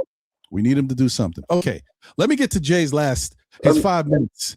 All right, brother. So all right. Here we go. 10 seconds. Do you know where his defensive numbers are? You don't have to do it right now, but if at some point during this show, if you come up with that, because if that fell off too, which it has, I'm gonna say that I don't know anything we could do regarding Mikal. I think that all we could do right now is, and all I really want to do, to be honest, is they all like, it's not just Mikal. Look, Brunson to me is the best signing since my entire life. Signing for the Knicks my entire life. But that doesn't mean that I don't think that even he has bad games or looks like his ankles are both hurting him, right? And how many times has he got hit? You know, it doesn't go past me that Cat and Carl and the captain are getting hit and getting no calls. But with the captain, he just goes like this and gets back. Carl has to, what are you doing? Why are you doing this? Stop. You're not going to get it. Pick it up. You know, run back. I've got to say, like, you know, I want this man to succeed. But the truth is, and yes, of course, man, if we lock in together and win a championship, because they are talented. Mikal is talented. He just lost his. It's like a Space Jam. It's like a lost, like something got whoop. There goes your all your talent. You don't have it anymore. But I think that we are, and this is coming from me, who expects to win like every day and wants to win every game. Every game. I think big moves are coming, big changes are coming, and Mikal is one of them, and so is Carl. And Carl's got to bounce, and we need to bring somebody in we could get back. Maybe definitely Giannis is my first choice. Imagine a team. Maybe we could throw in Bridges and somebody else, and get back, you know, another big man. Maybe they'll throw in Bobby Portis. Maybe they'll throw in somebody else with him alongside. Just whatever. Just for now. Not that I was more excited about Bobby Portis a couple of years ago, but maybe now We'll see. Gotta get a better shooting guard. Love to get Debo back, that's for sure.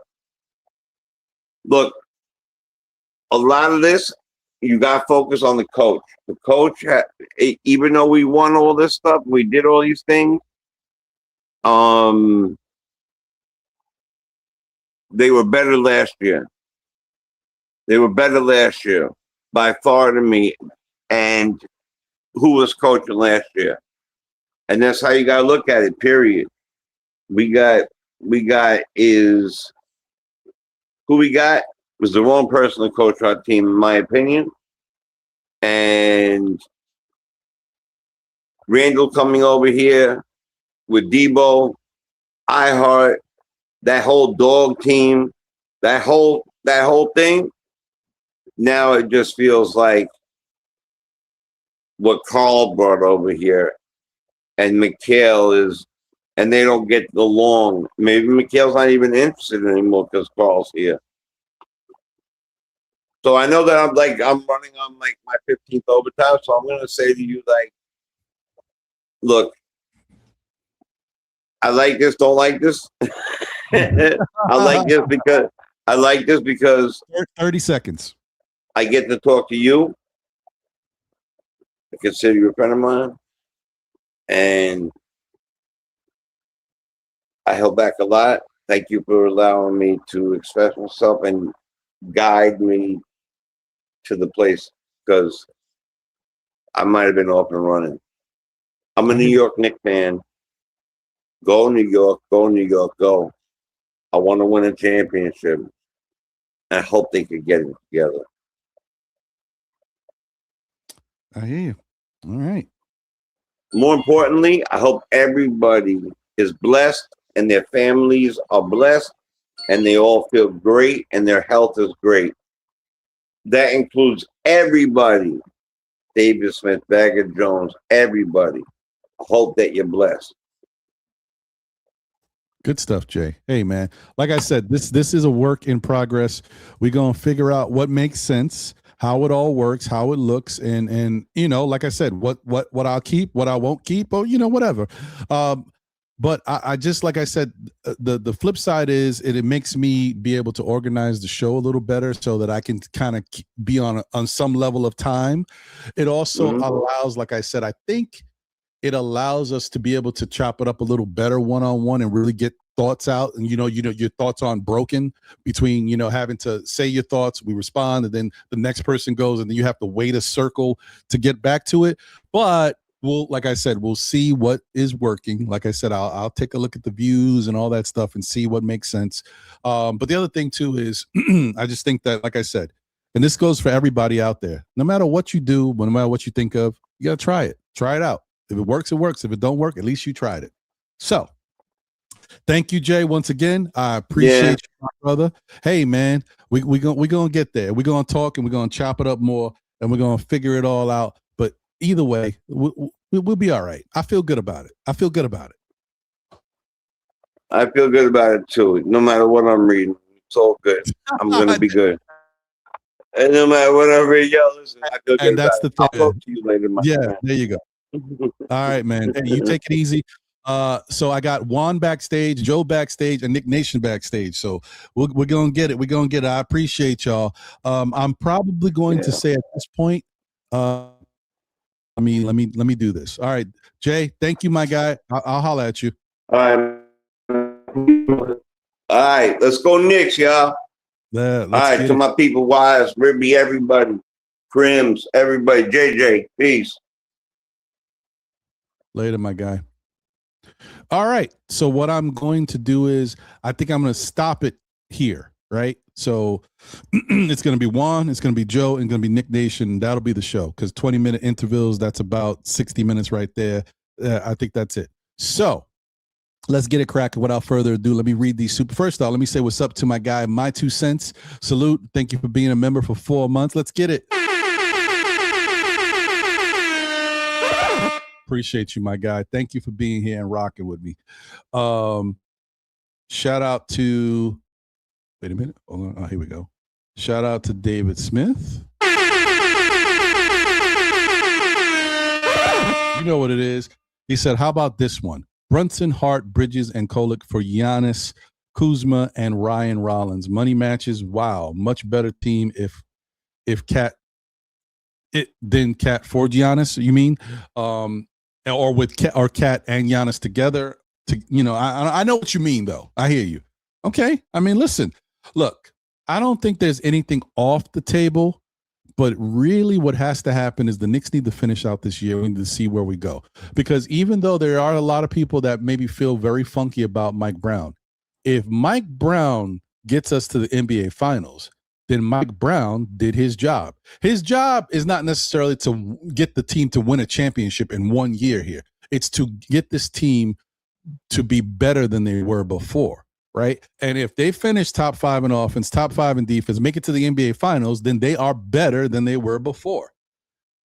That's all I'm saying. And from a coaching standpoint, from a firing standpoint, your job is to improve on what was there before you. So I know we may look at it a certain way as fans, but from hiring and firing, that is how the expectations. Who would take this job if they told me, listen, we fired Tibbs. You got to come in this year and win a championship. How many coaches you think is going to take that job?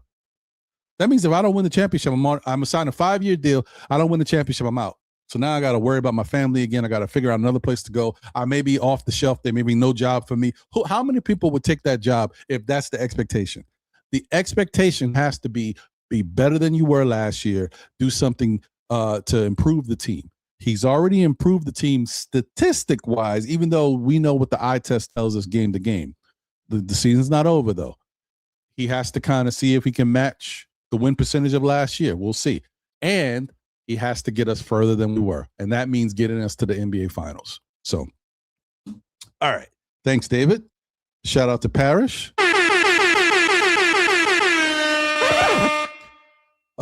He says, so how high was your confidence game 1 at Boston last year? I mean, I don't know. I don't know if he's meaning me or I was confident.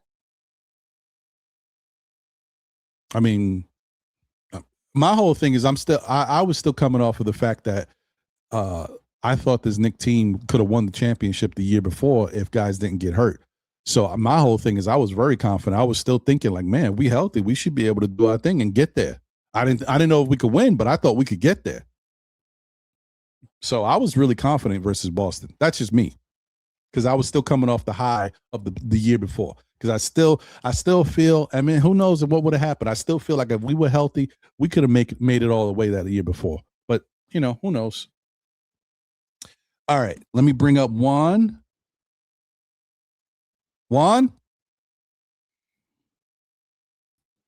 Yo. What up, brother? What's going on? Long time no talk. Hey, man, you know how it is. It's always good to hear from you, bro. It's been a minute. I hope you and the fam, everybody's doing well. Yeah, I work on Saturdays now, so it's hard. Oh, that's why. That makes sense. Yeah. Makes sense. But it's good to see you, brother. Yeah, man. Yeah, man. It's good to see you too. All right. I might not even need the whole 20. Somebody took one of my talking points already. It's okay. Well, we'll take whatever time you need, and it's up to you. Yeah. If you don't want the whole 20, that's fine. It's up to you.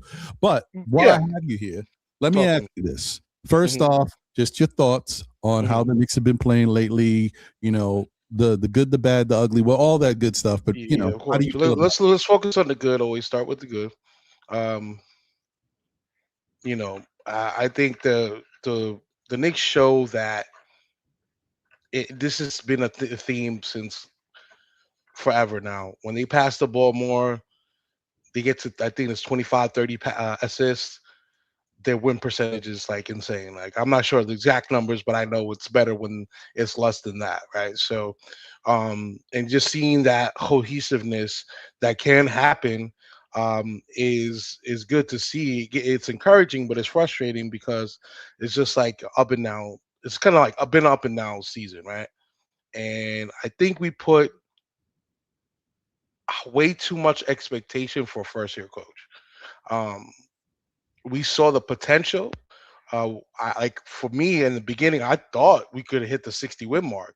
The Knicks could have hit the 60-win mark, but obviously they're still trying to get a hang of the the system, and that's something I don't think a lot of Knicks fans accounted for.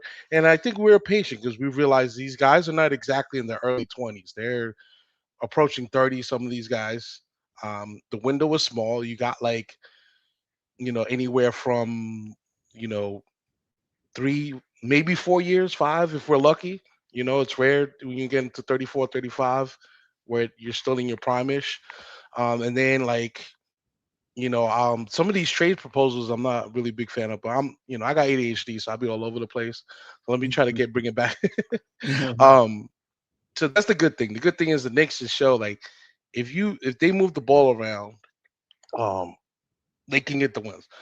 The bad is obviously not getting Cat involved enough. The one thing, a big thing, I think what's his name left out. Because I was going to talk about how the position of where Cat is, Mm-hmm. he's uncomfortable. Obviously, you can see that on the court, and why he's not always in the spot that they want him to be. They want him to be in the more low post, and like his whole career, he started high, from the 3-point line, either with a break of the top, and he'll drive if he can't get the open three. And he's a great 3-point shooter, and there's no reason why we can't use him as 3-point shots as well, just to keep the defense honest, right? Mm-hmm. So I think that is something that hopefully is not lost on Mike Brown. I don't think it is. I don't think we as fans know better than the coaches. Like, obviously, and the staff and all the guys that do analyzations, right? Mm-hmm. I think that what people are missing, and what I've seen from now just watching different analysts, um, the reason Cat doesn't get the ball as much isn't because I don't think the Knicks are being that nefarious where they're like, oh, let's make Cat value go down so we can trade him. I think is just that he's not in the position. We saw this when Brunson and Cat got into it, right? Uh-huh. He's like, we need you there, we need you in the spot. He was basically telling them the reason I'm not getting you the ball is because you're not at the spot you're supposed to be. Uh-huh. You know what I'm saying? And then I also saw another breakdown where the Cat goes from the post, but he allows the defender to kind of move him off of his spot. So I think that a lot of times when the other Knicks players is like, well, you're not where you're supposed to be. So like that, and we're seeing the frustration from both sides. And I even got frustrated. I'm like, why does Cat have multiple games where he only got 2, 4, 6 points before the half? There's no reason for that, right? Especially when your second best scorer can put up. I mean, what's his highest scoring game? He's put up 70 once in his career, right? So Yeah, I think he definitely, yeah, almost. I think he had 60. Yeah, 60s. It was 60 something, I think. Yeah. right. So there's like no reason why Cat He shouldn't was. be more prominent as a second option. Um, so I don't know. Maybe they are trying to lower his value. I don't know. I think it has more to do with he's not in the spots where he's supposed to be in this system, and it's so out of place for Cat that it just he's not comfortable with it. And it's especially for, I mean, now he's like 30 now, 29, 30. So he's been in the league since he was a teen, right? Mm-hmm. 19, 20, 18, 19, 20. So what, 11, 12 years of the same, doing the same thing? It's not going to be easy to change that. You know what I mean? It's so ingrained for him to do what he does and how effective he was his whole career. Yeah, it was 70. Yeah, he did put up 70 once. Um, so that being said, right, there's a lot of frustration I think for both sides because it does seem like the other Knicks players are kind of adjusting, but Cat doesn't really want to. And I think though, but he's shown that he can be effective in the post, like especially if they had taken advantage of that mismatch in OKC, they Cat would Cat would had more points and they could have won that game against OKC. Mm-hmm. You know what I'm saying? We see that as fans. It's like we see the potential. Yeah, it's such a like drop off. So I think that's the bad part. I would just like to see more Cat being used the way we know he can be used, right? And um, then again, I don't know. It's you know we don't know what's going behind the scene. I do believe it has more to do with he's not at the spots that they expect him to be. So And I think that frustrates Cat because he's like, well, this is not how I played, and you're trying to make me play how I don't want to play. Like, Right. you know, Well, he's good at pick and pop. We even saw it with Alvarado when they were doing the pick and pop. It was it was killer. And then when Brunson and Cap aren't on the same time, they look like they play a little better. I don't know. What were you gonna say? no, I was going to ask you. So, do you think the main issue for why the Knicks have been struggling lately? Mhm. Well, and I don't mean lately, but like, uh, in the second half of the season with good teams and stuff like that. Do you think it's because of Cat, or I think you said it yourself that Cat's been playing better? So, was he the issue that needed to be fixed, or because now that he's playing better and you see that the Knicks still run into issues? Is there other issues on the team that you Well, I like? think there's other issues too. Like, Mhm. I don't think it's never going to be. And for someone saying the Cat hater, no, I think that Mike Brown shouldn't always use him as the post. I think he should mix it up. I think it's partially Mark Brown too, trying to make Cat. You can't. He's trying to fit like what's that saying? Around Square peg into a round hole. oh, Yeah, yeah. And then what was the question you had for me again? meaning like, what do you think? What's the Oh, okay. other evident issues that you see on the Oh team well, that need to I be? think Yeah. we're too short of a team. I think the problem Mhm. is a lot of the opponent, a lot of teams who got size advantage, just abuse us, and we don't. Or when we do, like, there's no reason why Modi shows he's capable. We need size. I think he needs to be part of the rotation. I Mhm. think that there's a lot of issues. Like we got too many players that are one like I mean, I guess most players are like this, other than the superstars. Mhm. But we have like glaring height. I think the biggest problem is we have like really height problems. So like, and then guys that are too much one side or the other. Like for example, Alvarado, he's not a great scorer. He's a great defender, but he's not a great scorer, right? Um, you know, Mitch, his free throw, like his dunk, offensive rebounds, defense, right? But he can't make a free throw to save his life, right? So Mhm. those things hurt you long term because you can't have him out there late, but when you need him because of his rebounding, right?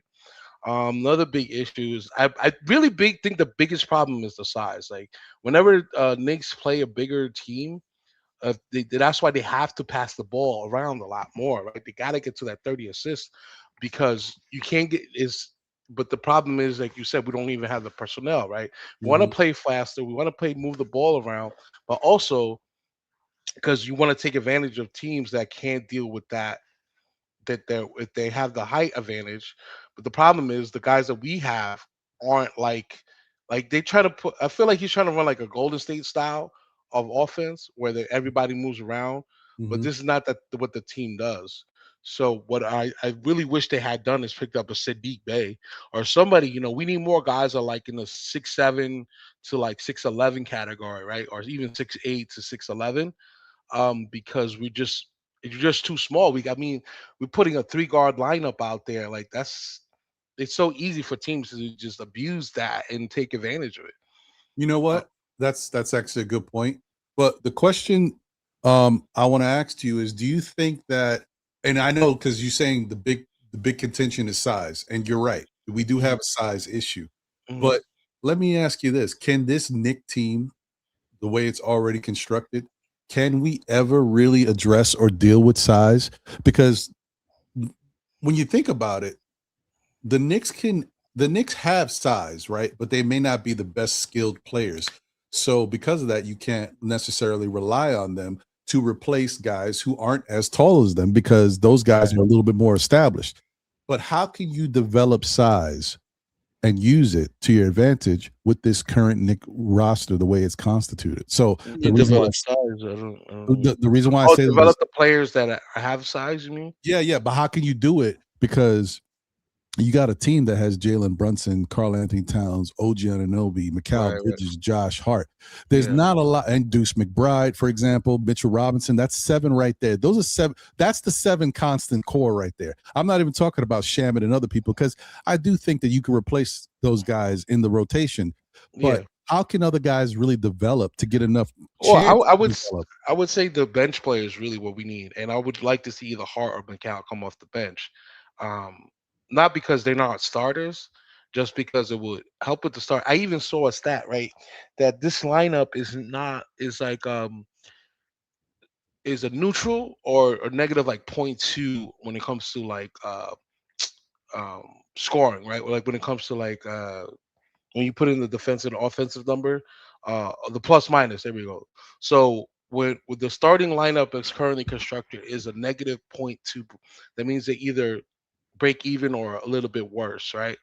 Like slightly, like this point two is like nothing, but still that means that currently constructed this lineup is I don't think that it's like a if that's the case because you want to be a plus, right? High in the pluses, right? Some type of plus, right? So I would say that you got to make an adjustment somewhere. We got to get a guy that come off the bench. You know, Mhm. and Hart. They said I believe is because when Hart is in the lineup is negative point two, and then I forget what the other numbers are, but other lineups do better when Hart is not there. So Right. Well, um, you know what? Let me ask you this: do you think this Nick team went too star heavy? And I don't mean necessarily star, because I'm throwing that out there just because of the amount of money these guys make. But some guys aren't playing like stars. We get that. Like McCall's not playing like a star. right, Josh right, is good, but he's not necessarily a star. But he's making 20 million a year, 19 million, whatever. And I'm not saying that's what a star makes, but I'm saying it's a good amount of money. right, Obviously, McCall makes more. Do you think right. maybe we are too, instead of saying star, too established player heavy? Because other teams, all the other good teams, when you think about it, how many guys do they have that really need to touch the ball? OKC, Shy or Shea, whatever you want to say, the Williams dude, and maybe the skinny. Why am I forgetting his name? The skinny center, not Hartenstein, the other dude, the skinny power forward. Um, Um, the I 7 know who footer. you're talking about. Yeah, yeah. Number seven, right? Yeah, the 7 footer. But so Oh, those Holmgren. three, Holmgren, right? So those three really have to touch even Hartenstein doesn't have to touch the ball. He just does whatever you need him to do. Yeah, So they can develop and have other thanks, Crims, that they can develop and have other guys get involved, right? And there's time for growth there. Look at the other good teams. Look at Detroit. Uh Cunningham and then maybe yeah, like that's something I never thought of you know actually. what I mean? Now Like all that these you put up. teams, they've got a couple good players that have to touch the ball, but they've got ability to develop other guys because not everybody's whole. The Knicks got all these dudes that have to touch the ball. McCall's got to get involved, got to touch the ball. OG's got to get involved, got to touch. Then you got Cat. Then you got Brunson. That's 4 guys. Yeah, and then you got a guy too where I've seen his usage rate. He's gone up higher. I thought it would go down a little bit because you got so many guys that can get touches or need touches. Yet his usage rate is higher than it's ever been in his career since he's got to the Knicks. So, and that's a little bit concerning too because you need to get the other guys involved, right? And that's why I think one of the two of those guys should come off of the bench because they need to touch the ball so much, right? Yeah. Or consolidate. Like I think we should have consolidated on the guard side. We have way too many guards, and maybe get something for like Hart or Bridges. Um, just we have too many guys, like you said, that need the ball in their hands or need touches, right? Yeah. Yeah. You That's know what I true. mean? Because you got guys when they come with those Shamit don't need all that. Modi, all of those guys, they don't need the ball, their hands to be effective, right? Or they Right. don't really need touches. So we got people off the bench. It's just I think like even outside of the touches, bro, I just think that the Knicks have that core 7 that Yeah, when healthy, that core 7, like the way they're constructed, has to play. So you don't really have a lot of wiggle room. room to develop another player, or like Mo is you could develop Mo and have him be a part of it. But you guys know Mo's not enough. We have size issues. Mo's not going to be the answer. And so because Right. you can't develop anybody else, you got Mo, and you can't really put the time in to get Pac home in there. You got to play Sohan, and Sohan's limited and And off. Mitch, you got to play And, Mitch. and you can't if there's another guy, Kolick, you could say, okay, Kolick is somebody who's coming along, but there's some defensive issues there, so you can't depend on him. Then you say, He I can got have Yeah, I got three Alvarado. defensive liabilities on the court like that. Yeah, it's too much. That's why I think the Knicks roster is a little funky. You gotta, if you want size, you're gonna have to change people around. You're gonna have to get rid of some of these guys and make it so that you don't got to worry about, well, this guy's got to play. You just go, you know, you got your core, whatever, maybe 4 or 5 guys, and then you got a lot more wiggle room to move other guys in and out and develop them as you go. I think that if we hit the, I think we can make the ECF. I don't know if we're gonna make the finals again. Well, Finals. we'll see. You know what? Let me tell you this. You see how quick time flies? You already hit your 15-minute mark. You're at your 5-minute blast off, brother. So hey, you can talk about whatever you want. We can keep going, bro. Yeah. No, I mean, I do think the Knicks are a dark horse team.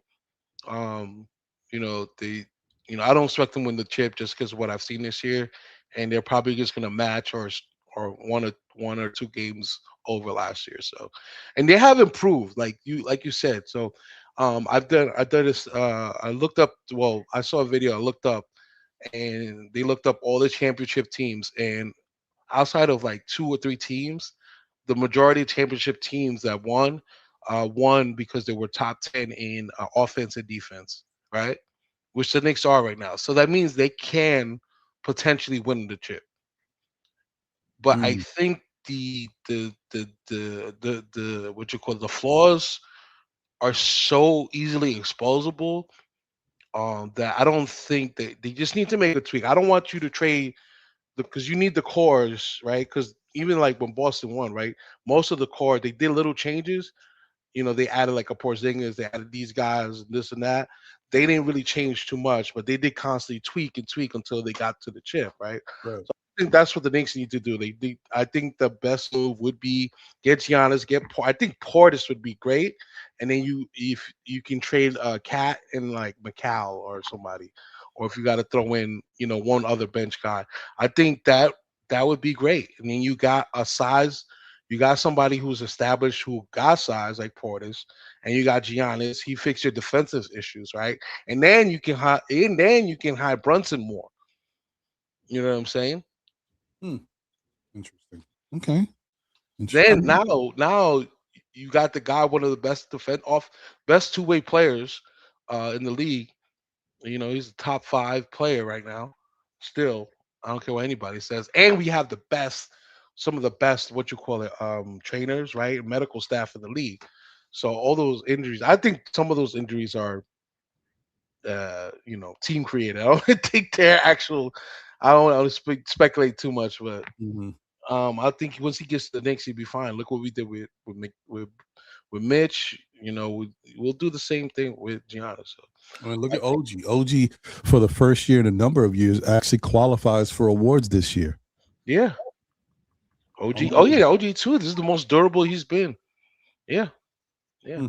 So I think or I don't know if the Knicks are trying to keep Cat in the trade, but we can. I think that I think it would work better too with Brunson and Giannis. The only thing I would say though, that they need similar spots on the floor. So I don't know if they're gonna crash into each other. That's the other thing. But he could also see, the thing is too, Brunson can play from the top, so he's a good shooter. So like he doesn't necessarily have to be in the paint. And then Giannis can also handle the ball a little bit. So I don't know. I think that would be a great pairing. And also a shout out to Karan from Jeff the Knicks fans. He looked into. He said all the teams that won a championship, they had a guy who was at least one guy who was first team All NBA, and we haven't had that since guess who? Walt Frazier, I think. so let me ask you a quick question. Before I go, do you think that it would be worth it to get Giannis and keep Brunson and Cat, and just anybody else is up for grabs? Of course, that wouldn't be enough for Milwaukee. You'd have to figure out a third team to make it work. But if they could do it, would you do something that drastic and to try to keep Cat and Brunson? if we can somehow keep Cat and Brunson and get Giannis, that would be amazing. That would, and then we could fix some. It would really, we could consolidate to some of that, and then I don't want to see Kyle Kuzma on the Knicks. I don't know who said Kyle Kuzma. I don't. Mm. Yeah. But yeah, if we could get a third team involved somehow, Right. um, Hold on 1 second. Hold that thought. I apologize. I got 2 seconds. I got a delivery and there's nobody here other than me to get it. Give me 1 second. oh, okay. Commercial break. Hold on. Boom.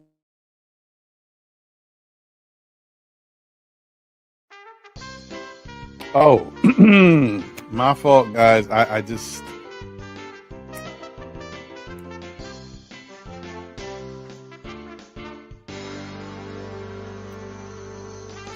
They not like you ain't ready.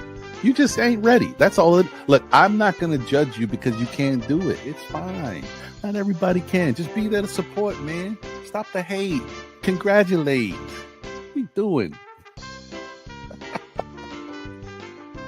They're not like us. They're not like us. We are the Knicks. We are the Knicks. Oh, my bad. Okay. I never know when you guys are there. Oh, okay. I'm back. All right. Sorry about that. Let's give you your last 30 seconds, my brother. My apologies. No, yeah, I mean, I got pretty much everything I wanted to say. Okay. I think I don't. If the Knicks make it to, if they win the chip, of course, I'm always going to root for the Knicks, right? I just hate when people like, oh, you're not a real fan if you're not delusional and don't think like, no, I'm going to be objective. I can't help but be objective.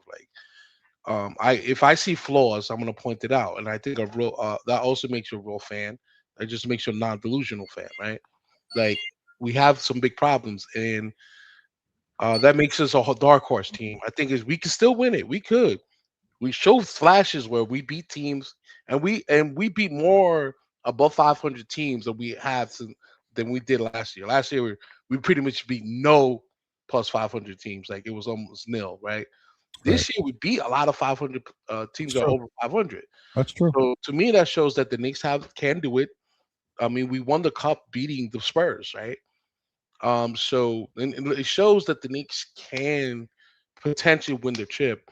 I just think it's going to be very difficult just because of all the flaws that we have. Right. And I think the only way to fix it is to just make some tweaks. Like I don't see how we don't get Giannis this offseason. I just think it's I think the first time I actually feel like we're gonna get, like, it's almost like a destiny. Like, Well, we'll see, man. Listen, anything can happen, but I will say, let's not forget, because the wrench in all of this is, hey, Knicks go out there and somehow shock the world and win the championship. yeah, I mean, listen, I'm never gonna not root against the Knicks. Like, you know, I'll point out the flaws. I will say this is why I don't think they might not win, but I'm always gonna root for them to win. Yeah, You know, I hear you. my heart will always go for the Knicks. My mind will say, "Hey, this is why it might not happen," but my heart will always say, "Well, hopefully we can overcome these flaws and still do it." You know what I Yep. mean? Hey, man, I appreciate you, Juan. It's been a minute. I'm glad you're here and back, and we were able to get you up here. Appreciate your thoughts and your takes. Let's go Knicks, bro. Let's go Knicks, baby. Thanks for having me. I kind of like this. This is actually really good, man. I mean, I know some people are gonna like it because you get a chance to really get your stuff out and not get interrupted and stuff. I get it. So it's a positive. We'll see where it goes. We're gonna check it out. All right, brother. Man. Thanks for having me up, bro. No problem, Brian. See you. All right. So let me just read, say what's up to a couple more people real quick and get my next person up here. Shout out to Joey Rip 'em Up Sports in the building, member of the SKF Army. Salute to you, my guy. What up, Joey? Shout out to Doug Fresh in the building. What up, Doug? Good to see you, my guy. Also, shout out to Angel Torres in the building. What up, Angel? Good to see you. I get Muga in the building. Salute. He says, best Saturday show. Appreciate you, my guy. I think he's actually somewhere too, and he's watching from wherever he's at. Shout out to you, my guy. Appreciate you. To Cowboys in the building said, Ron, we back to Knicks content. Let's go. Yes. What's going on to Cowboys? Good to see you. Anna Grill's in the building. Happy Saturday. Ron and SK family. Salute. Long Island Sound is here. This team isn't serious. Not sure I trust them. I could be wrong, but they got to prove it. I hear you, Long Island Sound. Salute. And shout out to Travel Vibes in the building. What up, Travel Vibes? Good afternoon, everybody. Salute. Okay. And last but not least, and if there's anybody else out there, sorry, I missed you. It's not for, for lack of trying. I just, may not have seen it. Shout out to the one and only Miss L, damn it. Yeah. You know what it is. And there you go. Shout out to Pew Pew L. Salute. Okay. Next up, got my guy Joe from AC in the building. And then I got Nick Nation wrapping it up. So hold on one second. Let's get it to Joe. What up, Joe? Yo. Can you hear me? Salute. Yeah, let me get the blast off the screen. Let me start the clock. Boom. All right, brother. Well, first off, I hope you're doing well. Hope everything is good. How you feeling about the Knicks currently? Last couple games especially. We did blow out teams, one by a little less than 20, the other one by 40. So how you feeling about the Knicks currently? Well, hey, man. First, I want to thank you for having me on. Well, yeah, that's where I wanted to start. I wanted to start with this most recent Bulls game that we played. So, yeah, I'm glad that we played the way we did. I just want to say I'm glad that Mike Brown recognized that Cat could sit that game and he didn't use him. Like for me, that's I know a lot of people are saying Mike Brown, but you got to remember certain things he's doing that's actually helping us. Like he sat Cat on, because he could. He's kind of like, hey, Cat, how's your elbow feeling? Coach, my elbow, it's not feeling that good. It's all right. We're going to take you into the night off tonight. You know what I'm saying? Mm-hmm. So I'm glad that he did that because you know what? When I see that we have 9 guys off the bench that are scoring with almost 10 minutes each, I'm like, yo, Mike Brown, salute to you for doing that. Like I can't really see any rebuttal to that. Like what are we complaining about? I don't know how you feel about that, Ron. I mean, I will say that, I think that what I've realized is that we see this team is really up and down and nothing is easy and they make things harder for themselves than they need to be. And it gets really frustrating as fans because you're rooting for them. They got talent, how good they can play when they lock in. And sometimes like I'm not one of those fans that's delusional that doesn't understand that we sometimes play teams that are better than us or teams that play on a given night better than we do. But I think what gets frustrating is that sometimes you just see that the Knicks don't come to play the way you expect them to. Well, I'm glad you brought this up because I was going to say, if you want to gauge the NBA this year, look at the Bulls and look at the teams that they played and who they beat and who they lost to. Mm-hmm. The Bulls beat the Cavs 4 times this year, 2 times in the preseason. Mm-hmm. They beat the Hawks 3 times. They beat the Pistons, the Celtics, the Rockets, and the Nuggets, the Hornets, the Magic twice, the Lakers, the Sixers, the Heat, the Raptors, and the Timberwolves. And they beat us in the NBA Cup. So I'm like, all right, this Bulls team, yeah, they have a bad record, but are they really that bad of a team? And I know we wiped the floor with them, but hey, we had great usage in this game. Mike Brown used the guys in the proper way, and he did good rotations. We look great. I have no complaints for what we just saw. And the fact that Cat was able to sit the night out and we didn't need him at all is even more for me. Yeah. And you know what else too, Ron, that I saw? Macomb Dadier showed top 1%er athleticism that I don't see in many basketball players. I don't know. What do you think about that? Well, I will tell you, I've been saying it, guys. And to you, Joe, I like right now is the time. Like if I'm going to see something from Pacom, now is the time. Like if it's me, Pacom plays every game for the rest of these next 4 or 5 games, whatever it is. I need to see what Pacom can do because my whole thing is even if guys get limited time and nobody plays whatever because of the rotations in the playoffs, I don't care. I cannot go into the playoffs unprepared. So God forbid something happens, knock on wood, and one of my key players or two of my key players goes down for whatever reason. I got to have somebody that I can point to on the bench and depend on and say, come in. I can't say, I don't want to do what the Knicks have done in previous years under Tibbs. It is what it is, where he would go with his rotation, not give the guys the opportunity to get some playing time going and be comfortable. Then the playoffs start, and then guys get hurt, and you can't go down the bench and use any because them dudes ain't ready. You got to get some of these guys some looks, some touches. And I'm not saying 5 games is enough, but 5 games is better than nothing. It can give guys a little bit of a rhythm, get them into the rotation, understanding the style of play on the offense and the defensive side. If God forbid something happens where you get caught up in an injury situation, you got somebody that you can say, you know what, give me some minutes. I need them from you. Or the flip side is, here's this one. The Knicks start going out there and not playing the way they need to play. The coach can say, look, we're trying to win games here. I'm sorry. I'm going to have to put you on the bench. And I'm going to give this young kid who's hungry a chance to go out there and help bring us back. That's what the coach can do when he has those options available. But you don't cultivate the options, you don't got it. Well, yeah, man. I mean, I'm glad you're bringing this up because I was going to say, I like the Sohan minutes. I like Kolek minutes. I like these guys getting in the rotation and just becoming another body that they got to worry about. You know, if you could give me 10 points in 10 minutes, that's the best thing you can do for the team. And that's what everyone was trying to do last night, at least.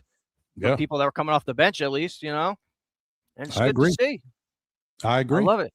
But, that kind of brings up another question for me.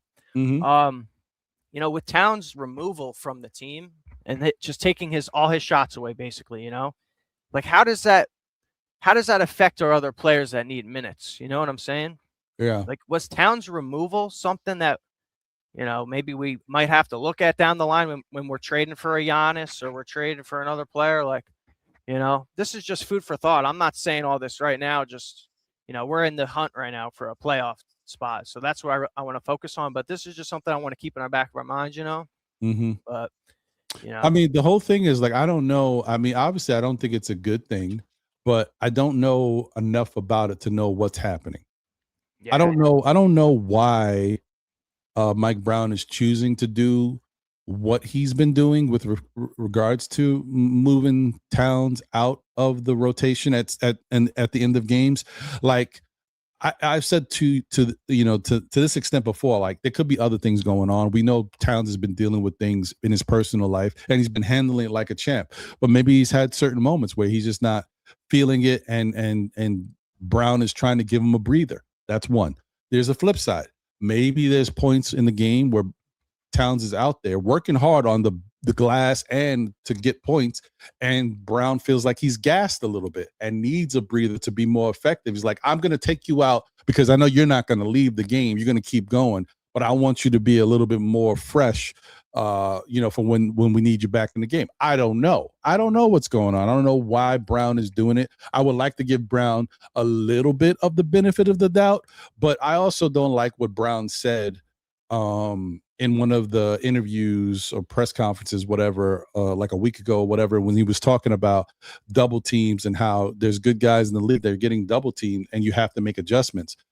He brought up, I forgot the guard or the player he brought up that was an example of that, but I do know he mentioned Tim Duncan, and he said even Tim Duncan would get double teamed and you have to move accordingly.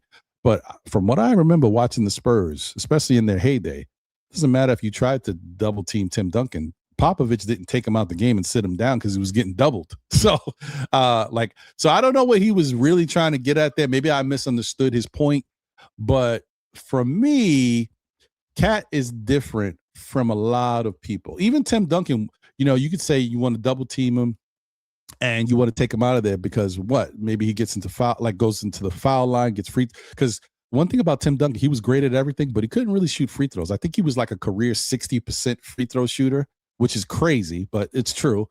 But yeah, I mean, when I look at Cat's game, I'm just seeing I think about him when he used to be on the Timberwolves and we used to play against him. Right. I was never really like, oh, Cat's this great, awesome player. Like, oh, he could drive to the basket, But back then he was getting to the line and he was getting merchant shots. Like he was being a foul merchant. And that's how that's how he became known, in my opinion. But I don't really see him doing that this year. Well, I will tell you that Cat's game with the Timberwolves, especially in prime years, because he spent 9 years with them, I would say at least 7 of those years, Cat was a beast. Like, Yeah. you had moments where he could take you off the dribble. That explosiveness that we see from Cat sometimes with the Knicks when he drives all the way to the lane, he was doing that with the Timberwolves, and he was younger, more explosive, and then his 3-point shooting was so effective. So he was basically the consummate top center in the league, one of the 3 or 4 that was the best at their game. You can't stop him. From shooting outside. If you do, he'll drive past you, get to the lane. If he gets to the lane, you try to foul him, he goes to the line, he shoots 90%. Like, that's what made Cat so special. And as we've already talked about earlier in the show, when going through his numbers, the only thing that's hindering him is the fact that he's just not shooting it at the same level. Even, Well, what I am liking from him right now is that he's becoming a hub for passing, and he can become he can get people that are cutting in the lanes, and he can distribute. And I like that about his game. He can always what? do that. He could always. But one thing I will say though, last game we had 18 assists in the first half, and there was like 2 minutes left. So we were going for about 36 assists in that game. And I'm like, yeah, like that's how we got to play. Like, and that's without Towns. So I'm thinking like, the ball movement was pretty good, I know it was great. That's like the biggest thing that I want to talk to my fellow Knicks fans about. It's not about a particular player. It's about a style of play. You watched it with Brunson out of the game. You watched it with Brunson in the game and Cat out of the game you saw that they can move the ball either way. They just have to figure out how to do it together. But like I said, it goes down to the coach. We letting coaches off the hook. We do blame them for certain things, but it's the same thing I used to say with 16 seconds. You don't think Tibbs knows Brunson is holding the ball for 16 seconds? If somebody's going to change it, it's Tibbs. So if somebody's going to change this and how they move the ball out there, it's Mike Brown. But yeah, man, I mean, I've been called delusional. Like, I'm a delusional fan. I'm too optimistic, whatever. I don't care. You know what I'm going to say? All I remember is from last year when we were in the playoffs and we needed a little spark on the bench. I was getting on the calls and I was saying, we got to put in our bench. We got to put in Shamit. We got to put in DeLon Wright. We got to put in Huck Porty. We got guys that can help us, and Tibbs isn't using them. So I just remember that, and now I'm thinking about now, and I'm saying, we need to get Sohan in. We need to get Kolek in. We need to get Huck Porty some minutes. We need to see Pacome Dadier. Like, hey, man, certain guys on our team, they got to step up. Because they got these young cats on their heels, like Mikal Bridges, man. I know he had 24 the other night against the Grizzlies, but that's another thing, man. Like, he's our 4th option, right? Mikal Bridges. Mm-hmm. And we kill Mikal Bridges, and we say he needs to go get therapy and everything. But, if we want Mikal Bridges to be scoring 20 points a night as a 4th option, that makes him like a top 50 scorer in the league, right? And that's what someone like Emmanuel Quickley's doing right now, who we got rid of and we were using and was on our team, and we didn't even make the playoffs that year in 2019 with Tibbs as our coach, and everyone loves Tibbs. It's like, I'm jumping all over the place, but man, it's like, I'm just like trying to connect the dots here, and I'm like, I'm not seeing it, Well, the thing about, and I know what you're saying. If you look at Mikal and you say, well, the production he's giving as a 4th option, it looks a lot better than as a higher option. But the problem is, Mikal's play has been so bad, he basically turned himself into the 4th option. He was the legitimate 3rd option. OG has surpassed him comfortably and became the 3rd option. So that's part of the thing that really upsets Knicks fans. The other thing that upsets Knicks fans is not just the fact that Mikal may have regressed with his offense. I think Knicks fans can deal with it if he is playing stellar all NBA type defense. And Mikal has been struggling defensively too. Lately, the past couple games, I've noticed him locking in, but it's hard for me to even say too much about that because we are playing bad teams. You know what I mean? So I don't want to give him, I'm still giving Mikal once the playoff starts, I think he's going to turn it on to another level like he's done since he's been here last year.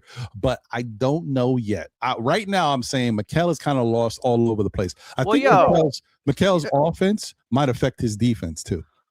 Well, what about this, man? Like, back when Tibbs was the coach, we used to run Mitch, Randall, OG. Like, why can't we run Mitch, Cat, OG? You know what I'm saying? Like, is Cat really that bad of like a post player where we can't use him like we used Randall? I just don't see it. No, we can't. We can't. I'm gonna tell you right now that as Knicks fans, we have to understand it. The coach has to understand it. I think the coach does understand it, and maybe that's why they have that little back and I just forth. think Mitch needs to start, man. That's just me.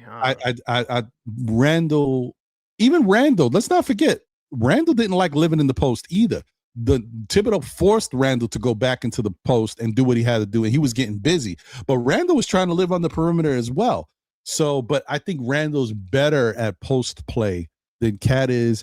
Cat doesn't like the fact that the other thing about Cat, if Cat's complaining because of foul trouble when he drives and gets beat up, how do you think he feels when he's playing down in the post consistently? I think he doesn't want to be down there because I know he gets banged up and they're not giving him the calls. So I don't think he likes it. I don't get why he doesn't get the calls, man. I see it so much. He's just flailing, and I hate when he's arguing with the refs. I think it kills our momentum, but he's gonna do it, you know. I think with Cat, I'm going to tell you when it comes to fouls, it's about body movement and your positioning. And Cat just doesn't have great positioning when it comes to drawing fouls. Because every time Cat looks like he's getting fouled, he's also initiating contact. Other guys know how to get to their points on the court, get fouls called, but it doesn't look like they're the ones initiating the contact. Cat's so big and powerful, he does it in a certain way that his body is always drawing the momentum, like he's the one initiating the contact, and the defensive player can't get out the way, so they wind up. I still think the refs should call him out for that anyway, in my opinion. Right. Well, but even Mike Brown the other day, man, I saw him chirping at the ref. I'm going to hit you with this real quick. Let me get you your 5 minutes up there. Boom. Okay, go ahead. Oh, shit, my bad. Yeah. Well, let me talk about Mike Brown. Like, I just don't like when he gets his text, man. That hurts us. You know, I don't like him yelling at the refs. I think it's dumb. Like, why should we put the other team in a position where they can get more points? Just be quiet. You know, the refs aren't going to give us a call. We got to focus, man. You know, and there's so many times where he could just challenge things and he doesn't. So I'm like, I don't like seeing him freaking out at the refs and then they get technical shots. I don't want to see that anymore, man. I'm not in the playoffs, please. Yeah. I hear you. Was there anything else that you thought about that you saw with this Knicks team that you're positive about, and you're like, I feel good about this, and when the playoff starts, this is what I'm looking forward to? Or is there something else that you think, man, we got to work on this outside of what we already talked about? Well, I mean, we got 4 games left, right? We're playing the Hawks, Boston, we're playing the Hornets, and there's one other team, the Raptors. So our schedule coming up isn't the easiest, and the Cavaliers are right behind us, and they're playing 5 easy teams. Well, 3 anyway. They're playing the Wizards, the Pacers, the Grizzlies, and then 2 Hawks games. So I'm hoping the Cavaliers drop both of the Hawks games, so we only need to win one of our games, and that'll keep us in our 3rd seed. But I want us to keep that 3rd seed so we play either the Sixers, the Hornets, or the Raptors in the first round. That's who I want. And then in the second round, we'll probably see Boston. And then if the Pistons make it that far, then they'll probably make it to the conference finals against the Pistons. And then we'll probably play the Thunder in the finals. That's how I'm seeing it. And that's how I want it to go. But then another part of me, Ron, is saying, you know, Joe, you got this all wrong. The Knicks, there's no way they're going to be able to keep the 3rd seed. They're going to fall to 4. You're going to end up playing the Hawks in the first round, and then you're going to have to see the Pistons in the second round. And then in the 3rd round, you might see the Celtics or whoever makes it that far. So I think, you know, my whole thing is I was on the same page of like, I want the Knicks to get that 2nd seed or stay in the 3rd seed because of the way the road goes, because I'd rather see the Pistons in the Eastern Conference Finals if we can get there. But, you know, the flip side is at this point, who cares? You know what I mean? Are the Pistons really the team to worry about, or should we be worried about Boston? You know what I mean? Like, I don't care at this point. Now I'm like, whatever. It doesn't matter. It's not the teams, it's the timing that matters to me and the home advantage. Timing's important. Timing is important. But the bottom line for this Knicks team is when the playoffs start, the light switch has to go on, and all of this other bad habit crap and everything that they've been doing that they've been struggling with has to go away. It's time to get it going. It's time to get right, and it doesn't matter who we play. If it's up to me, I want all of the top teams. Like, give me if there was 4 rounds, give me Charlotte, give me Philadelphia, give me Boston and Detroit. I want to go through everybody. Let's go. I don't care. Let's win. Well, yeah, I mean that's the thing too. You know, people are saying there are a couple sleeper teams right now in these seedings, like the Hornets and the Hawks, and you know, it's like when we have our first round, do we want to test ourselves against these teams, or do we want to get the easy way out against like a Raptors? Like, you know, it's just something we got to think about. But I see what you're saying, Ron. I get you. We should just want to play anybody. That's, you know, we're that good where we should just beat anybody we see. Because I get you. I hear you. I hear you. Right. That's it, Joe. If you can't beat the teams that are in front of you, what's the point? Who are we talking about here? Championship contender, or just a team that? Well, hey, Ron, get the right match. like this is like your last caller said. You know, for the finals, it's like it becomes a whole new thing, and you got to get there. 30 seconds, by the way. Yeah, I got you. And there's a bunch of other factors that's, you know, attributed to this. So you want to give yourself the easiest path to the last final dance, and that's my opinion.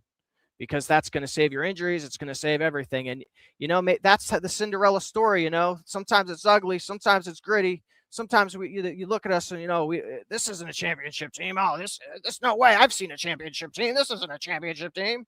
No, like, listen, it's going to look ugly.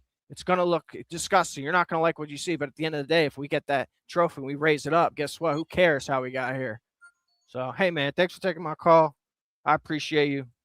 And salute. Hey, man, Joe, thank you. Like I said, you're welcome anytime.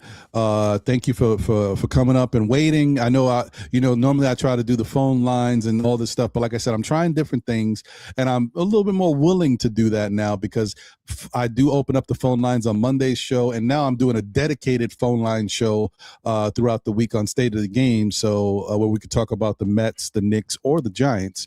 So, there'll definitely be opportunities for phone calls as we go forward. But hey, I want to say thank you once again, Joe. Take care. Have a great rest of your day. Thanks for having me on, man. No doubt. No doubt. Enjoy it, man. All right, man. Take it easy.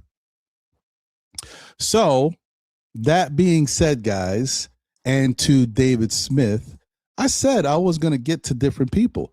And he wants to get to Jalen Brunson. I was waiting to get to Jalen Brunson, but I was waiting for Nick Nation so that I could talk to Nick Nation about Jalen Brunson. So we are here. Just, bear with me. You know what I mean? We know what's going on. We're here. So let me get Nick Nation in the building. I'm here, Ron. Hey, there he goes.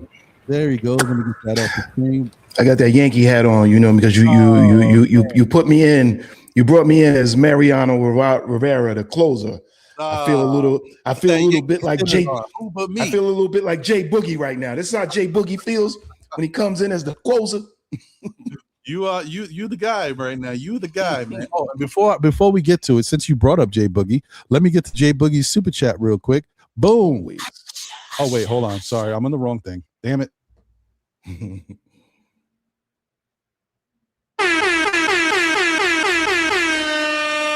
You know what it is. Shout out to my brother Jay Boogie. He said, I'm on the road and there's nothing better than listening to Ron's show. Shout out to Chat's Blessings, Health and Life and Happiness. Salute, 3 capital S's. Shout out to you, Jay Boogie. Appreciate you, my guy, as always. Thank you, my guy. All right. Let's start the timer for Mr. Nick Nation. I feel like I'm at the barbershop where we got appointments on this one now. I'm in the gym, baby. I'm in the gym. Got me. Freshen me up. So let me ask you this, my brother, since this is what David Smith's been waiting for all show. And I was going to, make sure I got this here for you. Jalen Brunson. We've talked about this. He has also had a really tough year. This hasn't been typical Jalen Brunson from what we've seen, even though his numbers, as far as point totals, have been there. Percentage-wise, the efficiency hasn't been what we are used to in particular. So for the month of, for Jalen, we'll go back a little further. For the month of November, he was averaging 27 and 6.5 assists. Right, shooting 39% from three, 47% from the field. In the month of December, he was averaging 30.6 points. 40% from three, 47% from the field. Now that's Jalen Brunson at his highest. Then we got to the month of January, he was averaging 23, 7-point dip, 37.8 from three, 47% from the field. Okay, that's a solid Jalen Brunson month. Then we get to the month of February, averaging 23.8, so a little bit better. But then he's averaging 34% from three, 45% from the field. So those numbers took a dip. And then in the month of March, 23 once again. So he's plateaued at the 23 point, shooting 34% from three. So basically the same amount. Wow, 34.5, same exact amount as February. And then 44% from the field. So 1 point under what he was averaging in the month of February. We can clearly see that everything has been a lot more of a struggle for Jalen. He hasn't looked as efficient and consistent with the percentages as he was before. Numbers wise, he's still giving you that 23. But in this month of March, he also averaged 8.9 assists, almost 9 assists, which is the most he's averaged in his career. What do you think about Jalen Brunson currently? How do you feel his game has been affected by the changes with Mike Brown's system? Well, let me preface it by first saying, before I came on this show, I was promised there would be no math. You know what I'm saying? This is why I showed up. You know what I mean? I'm not good at math, these equations, these stats, all of this, box scores kind of thing here. I'll say it like this. Brunson is also evolving and trying to learn a new offense as well. He was in a system for the last prior 3 years of how, Tibbs ran things. So his numbers to me they're going to be, I think, is skewed because, it's just the system itself, plus how teams then turn to look to defend him. So now that he's, been in this offense 77 games, 78 games. What do we have? 78 games? I believe it is 78 games, right? Yep. We got 4 left. Is it 4 left? Mm-hmm. So 78 games. But if you notice from the beginning of the year, how defenses approached him to how they approach him now are totally different. So a lot of times now, you know what I mean? They have teams come in with a game plan as far as how we're going to affect Jalen Brunson first. That's first, number one. If they're not doing anything else, that's the first thing that they're going to do, and that's the focal point, and that's a huge point of their defensive game plan. When the guy steps past half court, most of the times, then boom, you're going to get a double team. And then it's the offensive then point for him to get rid of the ball quickly, to reset, get it back to him or to someone else on how this game gets maneuvered or dictated. Right now, Brunson is just not looking like himself, 100%. But should anybody look like themselves when their total focal point is defensively is, hey, let's stop him, slow him down in this system. The other system, a lot of times he was quicker to figure out the nuances because this is not new. So I'm not coming up with saying something new that this is what happens to him, but he understood the system, the nuances, and was able to create, more for himself, in Tibbs' system. This system is new to him. He's got last year's habits. He's got the year before habits. He's got 3 year ago habits. These habits are, his new ones. They have to change.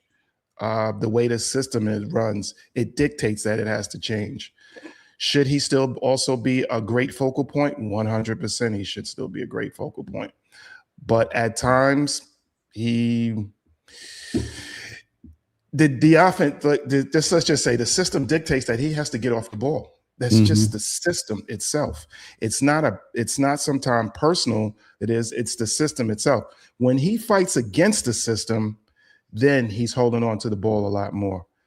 So, it's Ron, this has been just a tough year, and it's been very up and down. But I don't really have 100% answers of why he's slumping so bad.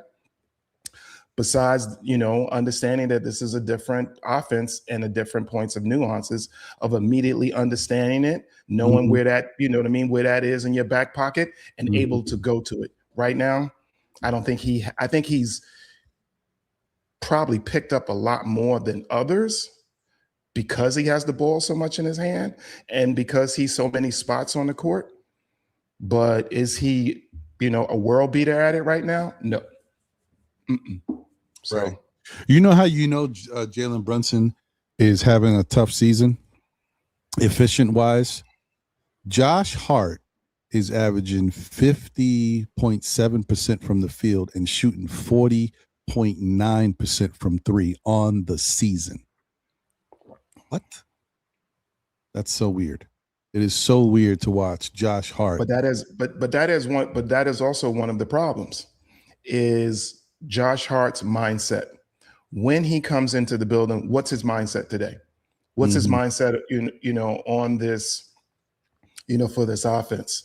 Because a lot of the times is his guy that's doubling off onto somebody.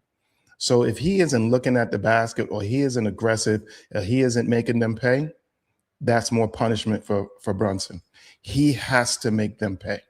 He has to have the mentality of, I know I love, I'm a guy who will get assists, but he has to have the mentality of, no, this is what you guys are doing. I got to come in. I got to take it. And when he does it, we suffer badly because, teams could look at it. Coaches are going to go off that design. All right, Josh Hart doesn't, what's his name? Keep doing it. Josh Hart's not going to go aggressively. Keep doing it. And a lot of times he falls into their hands. When he doesn't fall into their hands and he aggressively goes at them or his shot is just way off, we look bad. But when he's offensively going at it and on point, we look good. Yeah. I mean, it's really funky. I want to get to something else real quick, but I do want to say Jalen Brunson is not in even the top 50 players at the guard position when it comes to field goal percentage for the year. For whatever reason, wait a minute, let me check these stats because this looks kind of funky. No, that's wrong. Nope, these stats are fugazi, folks. So what I just looked at guard stats, all the guards in the league, and I reordered it by field goal percentage, and it didn't have Jalen Brunson in the mix of like 50 players. But then I look at Jalen Brunson's numbers for the year. His regular season field goal percentage is 46.5. What the hell? Stats are funky, but it doesn't matter. The other stats that I read were real, but this little comparison, league leader stuff, I don't know what the hell they're doing. Okay, let's that's like on. Even like David Smith's stat earlier. It's misconstrued. It's a heavily misconstrued stat as far as about the passing. Why? Because as we know, this year's offense, we've separated Cat and Brunson a lot. So a lot of times with that point where Brunson's off the floor, that means Cat's on the floor.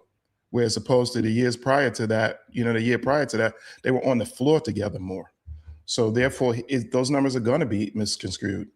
It's just, you know what I mean? It's a number, but is it a solid number point? No, because then there's times he's off the floor. Then it's times the point of the system, so numbers can be misconstrued depending on what you're doing and what system that you're in. Well, that's true. That's true. Look at these guys going back and forth, calling each other names about the Yankees and Mets. New York fans, man. New York fans, I'll tell you. I came in with the hat and the clothes. Look what you did, Nick Nation. You see what you did? My fault. My fault. Anyway, let me ask you this, bro, because we've talked about this. You've seen how the Knicks have been playing lately. There's concerns galore all over the place, things they got to fix. But when it comes down to I don't want to be the only one feeling a certain way and thinking that it's so easy. But when it comes down to ball movement, if you're playing like the Knicks are going up against these bad teams, the Memphises, the Bulls, and the Bulls now, because the other thing I want to say about the Bulls is don't forget the Bulls did beat a lot of teams throughout this year, but this Bulls team is not the same Bulls team that was there before the trading deadline. They've made some changes. I just want to throw that out there. But when it comes to the Knicks being a stagnant offense and not moving the ball, is it this hard? Is it that hard to move the ball, even if you're playing a top, 10 team that you can't pass the ball? Am I delusional thinking that it's not that hard to pass the ball? I think just in this system, if we watch it in the first beginning, when these guys get first pass half, for the first couple of 7 to 8 seconds of the offense, you'll see the movement. Then all of a sudden at the back end of that shot clock, the movement begins very stagnant. There are not guys who go off and screen for each other, who set picks for each other to get a guy to come around a curl, to free up. A lot of that doesn't happen. And Mike Brown, to me, has not made it an emphasis to have that. So a lot of times that's where our offense begins to look stagnant, and teams can see it. Teams can count on it. Teams know how to push us hard in the beginning of the point of the shot clock, which then gets us stagnant point in our offense. You don't know how many times where I go crazy, where I'm looking at the guy just getting the ball pass at 17 seconds and barely just hitting that 16-second mark, and then all of a sudden it's, all right, put your head up. All right, let's figure out some motion here. Now all of a sudden we're down to 10 seconds. And then it's like, if they make the first stop for us, then all of a sudden you're getting to a guy who isn't that comfortable shooting that late in the shot clock, or rushes his shot, or he's not in his spot. There's things like that. And those are things that drop the percentage of how effective our offense is. It has happened consistently over and over and over. We have not changed that point of the nuances to do anything. I don't know if that's saying Brown, 1, 2, low IQ players, 3, he's expecting these players to figure it out on their own. But at 78 games, we have still not figured it out. Yeah, that's fair. Let me stop your time real quick. Shoot. I just wanted to say real quick to David Smith, this one is not a great one. Your other stat is a lot more plausible than this one, because he says Brunson has 81 assists to Hart this year, but only 69 assists to Cat this year. Brunson passing the ball to Hart is twofold. One, Hart is a scorer when he has his moments. He's also a slasher, and they use Hart as a secondary ball handler when he's out there with the starters. Him and McCall both can handle the ball, and so sometimes especially when Brunson's getting double teamed. Nice. Who do you think comes to Brunson's rescue when the double comes? Who do you think is the first person that comes to get the ball from Brunson? Do you think it's Cat? Do you think it's OG? McCall? It's Hart. McCall might be another person that comes, but Hart is the primary person that comes to bail Brunson out. So, of course, Brunson is going to pass the ball to Hart. And you also know that Hart is very good going downhill. You get him the ball, he can cut the corner, he can get to the basket. So a real dump-off pass can turn to an assist from the three-point line as long as Hart puts the step on him and gets the guy off the dribble. But I'm just throwing that one. That one's not the greatest one to look at. So just want to put that out there. Nice. He has another one. Hold on. He says Brunson has 81 assists to Bridges this year and 67 assists to Hart, but Brunson has only 69 assists to Cat this year. But see, this is why, and this kind of goes back to what even Nick Nation was pointing to. The point of how the Knicks move their offense and who are the focal points and how they're supposed to play in the offense.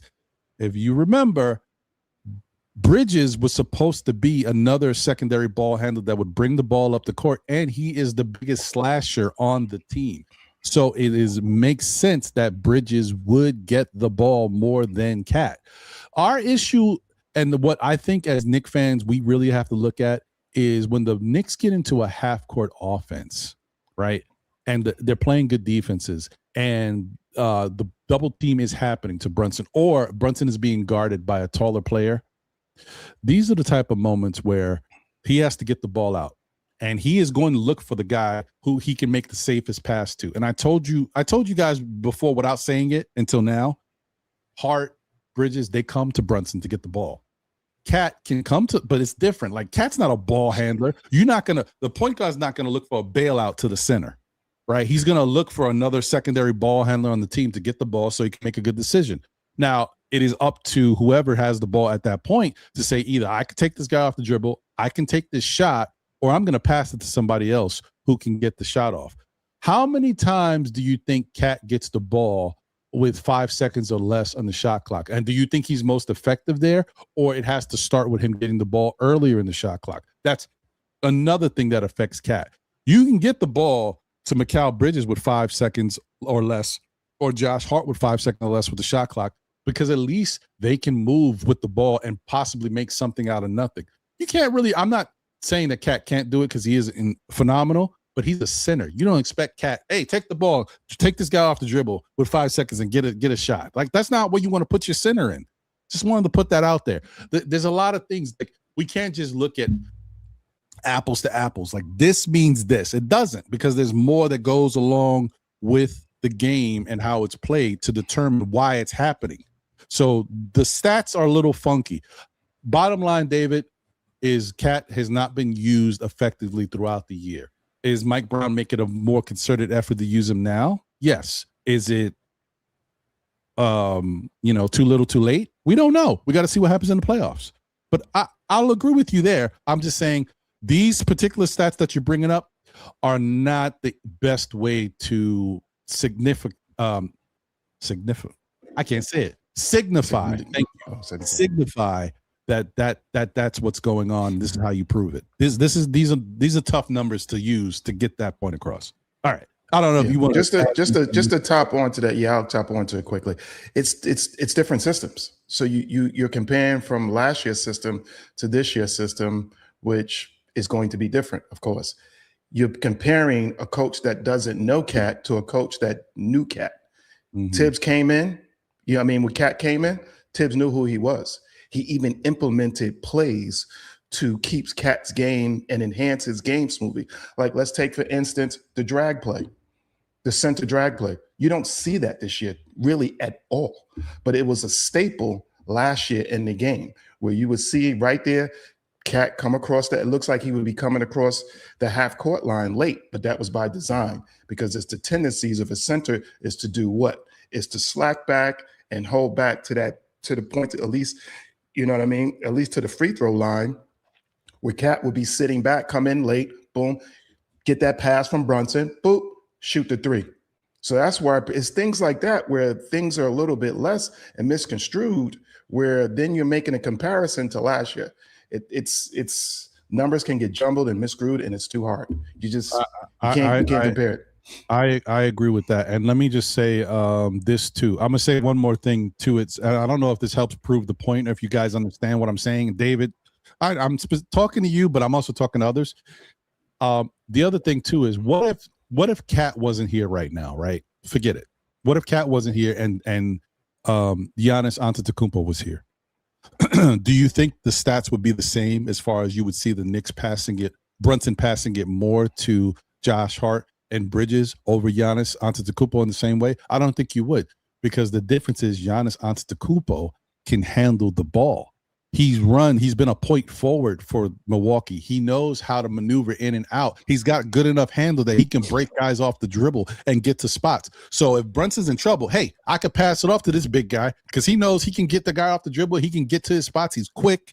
It's also just who you're throwing it to. If Cat was a small forward, I don't think you'd have the same issues, but Cat's the center.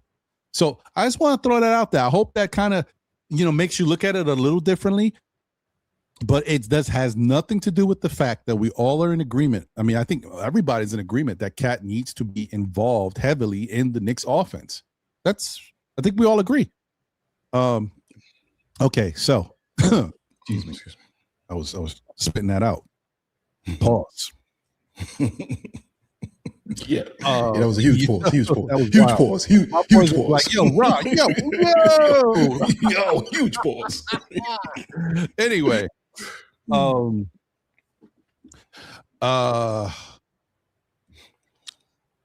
don't think I don't want to. I'm not going to ask you that. I'll just You can get ask me anything, brother. No. I don't want to take in. You're close to your 5 minutes, so I want to get you to your 5 minutes. So, here is your 5-minute mark. Okay. I want a Jay Chosen 5-minute mark. It was like 80 minutes, but so give me one of those. You good. Nah, I'm just messing with you, bro. And you last up anyway, so awesome. Whatever's on your mind, whatever you want to talk about. Well, the few things I do want to say is about the narrative of us going that we were automatically, you know what I mean, supposed to be the best in the East. And then secondly, you know what I mean, it was championship or bust point. And that whoever started that narrative, I don't know where it came from. I don't know if that was a thing that was then implemented, let's say, by the media, you know what I mean, or on social media, whatever it may be. We clearly should understand and see that that's not the case. Where once Brown, you know, came in, you know, those words sounded good, but once the, you know what I mean, the actual feet hit the ground, boots on the ground, we can look. If you are really a Knicks fan, I mean, I know fandom is the word, that fanatic and all this other stuff, but let's be honest with ourselves and, you know, call the team for what it is. And let's not fantasize about things. I want to be wrong on this one. I want to be wrong. But if you're telling me, put my money down and say that, yeah, we're getting to a championship, no, I'm not putting my money down on that. I don't see us this year going that far. And I'll support that with the remnants of understanding that, hey, we got too many players at 78 games now, still talking about they're not sure about their role. We got players coming out with statements here and there. That means that, to me, that addresses to an issue that somehow there's some fractures in that locker room. There's animosity, there's fractures in that locker room. Even if it's not with so much strongly amongst the players, it could be player coach, coach player, assistant coach, whatever it may be. There are fractures in that locker room. We are not ready to handle other nuances. You know, I'm hearing narratives like, you know, it makes me kind of giggle in ways because, you know, oh, maybe maybe Brown's got something where we're like sleeper cells and we're going to turn it on, or what's the name is. Come on, man. Show me some evidence of that is what I'll say, is because I don't see it, right? This is just me. This is my personal feeling, my personal take. I'm not saying that this is, you know, what it is and what it will be. I'm hoping that I am wrong. I'm going to preface it by saying that I want to be wrong because I am a fan of the Knicks. You know, I'm a 57-year-old man. Listen here, this all of a sudden you blink, you're in your, you know, if God gives it, you're up in your upper 60 and you're like, man, I got one foot on a banana peel and one in the grave, and I'm still trying to get my Knicks to get a win here. It's you know, these things are tough. But to come to the realism of it, I got to come to the realism, not this year. I don't see it for us. I don't think that we understand a lot of the nuances of what Mike Brown's trying to do. We still, to me, honestly, don't even truly have a true two guard, because I can't really match on who would really be the two guard. Not in today's NBA. Today's NBA, your two guard, you need a guy who can take a guy off the dribble, who can bounce a guy off the dribble, who can get down the lane, who has that first step that, you know, blankets everybody. Give me somebody on our team that's like that. You know what I mean? Let's subjugate Brunson out and then say, hey, give me somebody else who's going to do that. I ain't really got nobody too tough, you know, and nothing that I could really go, this is the guy. That's my guy. I can't. You know, and those are things, those are issues like that, you know, that we have to correct, I believe, in the offseason. If you ask me who in the offseason who's got to go, there might be a few, you know, but right now, I know, you know what I mean, because I've talked about this on multiple shows, maybe 4 or 5 different shows that I've been on. You know, it's forget it. You know what I mean? Forget my podcasting, you know, horribility. We ain't gonna talk about that. But you know what I mean? But what I'm gonna say is that I think we all see it, Ron. I think you see it, we all see it. Like Mikhail, $34 million. You can't justify that. He has to go. You have to then move off of that salary, because then you can't, you know, you can't re-sign much of anybody else with that salary raising. These are just numbers. Sometimes it's not my feelings. These are statistical numbers that, hey, if you want the betterment of your team, 1 or 2 of those guys have to go. It may be Hart, it may be Mikhail, it may be whatever it may be, but somebody's got to go. You can't have that much money. Yeah, you can't have that much money there, and you can't what's that. But with my last 30 seconds, I always want to say, I'm still a Knicks fan. Can't be mad at this guy. He's so good. He's so good. Hey, it's the truth. But you make a good point. Look, I know everybody's going to be talking about this stuff. We got to see where the season goes, where the playoffs takes us. The offseason is going to be very volatile. Like people are going to be like, oh, okay, now's the time. This guy's got to go. This guy's got to go. Look. We'll cross that bridge when we get to it. But I will say, I feel like the Knicks are positioning themselves that if things don't work out, that they'll go after Giannis? Yeah, sure. Well, does that mean they'll get Giannis? No, doesn't mean anything. But the other thing I want to say is, man, Giannis is fool's gold. I'm telling you, I don't like the wishy-washy people out there. And Giannis is very wishy-washy to me. He might be more wishy-washy than Donovan Mitchell. Because I got mad at Donovan Mitchell for not really doing enough to step up to get things done. And I still feel that way. But at least at some point, I think Donovan thought, hey, it's going to get done no matter what. It's already happened. They're talking for a month. You know, we're going to get it. And it didn't happen. So Donovan kind of got himself caught up there. He's like, I thought I did enough. You didn't. You didn't, Donovan. You did not. But with Giannis, Giannis is he's a diva star. Okay, it is what it is. It's worse. I feel it's worse. Yeah, I feel it's worse. All over the place with his emotions and what he's trying to get out there. One minute he wants to be gone, next minute come here, be with me. Mm-hmm. Like Giannis is all over the place. So my whole thing is, look, if things don't work out, I got no problem with saying put Mikal, put Josh Hart, put some picks, whatever you want to do. If you got to get a third team involved, and go get me Devin Booker. I'll go through another year or whatever with Cat and Brunson and bring me Booker. Bring me a real scoring person who I know is going to get a bucket. You know, it's not going to be, hey, Jalen, then what are you going to do if Cat's not on, if they're double teaming Jalen and Cat and they're putting it. Get me Devin Booker and watch us get some buckets and win some games. So I'm just throwing that out there, but whatever. Anyway, I want to thank everybody who joined the panel today with this new style of setup for the show. Like I said, I don't know how good it is. I'm gonna have to watch it back myself later. I'm gonna see how the views look, all that good stuff. I'm gonna look at last week's show, or maybe I'm gonna look at a good show that we had in the recent times and just compare, how this looks to the new format. What can I do? Do I want to keep the format? Do I want to streamline it, change the time frame because maybe 20 minutes is too much? Maybe, you know what I mean? Figure it all out. And then figure out another way. What if it's a show one day and I'm like this new format and it's one of those where it's a beautiful Saturday, it's 80 degrees. Ain't nobody trying to talk with Ron. We out in the streets, baby. And I'm like up here. All right, you had your 20 next. Next. So I got to figure it all out. You can do it, Ron. Here's a suggestion. You can do them both. I think you can bring us in increments and still maybe sometimes keep guys, but then bring guys in increments. That's the best of both worlds, possibly. So I mean, like I said, I may figure that out. That may be something that could work out too. But I do know that when guys are up there, if I say I'm gonna give you dedicated 20 minutes, it's very hard for the other guy to be like, sit back and hear something. Well, you know what? Let me tell you, the other. It's hard for them to. So I get it. I've been there. And then by the time you have to preach patience, I forgot.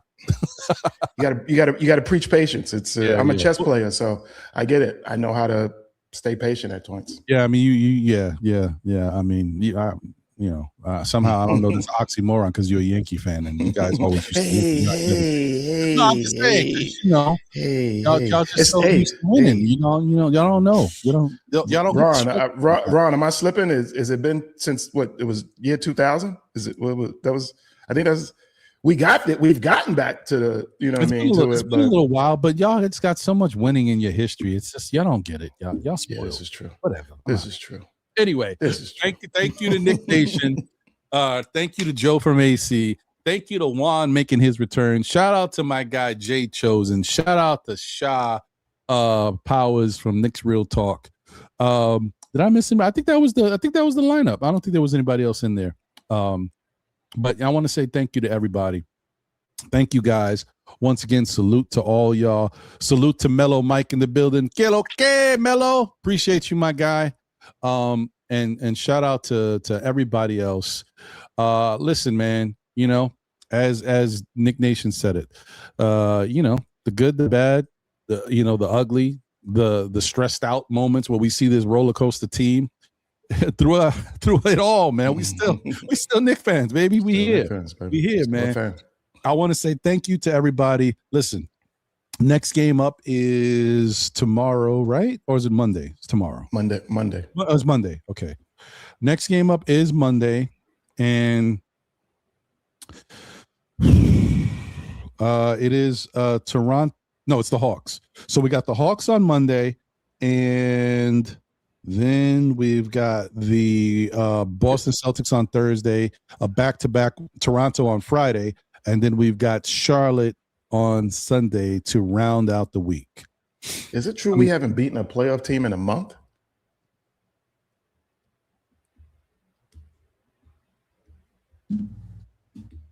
I think it's something like that. I don't think we've beaten a playoff contender. That is an interesting little dude that you put up there, buddy. Let me hold on 1 second. Let me just see something real quick. We've beaten that's been a real playoff team. Hold on. Let's see.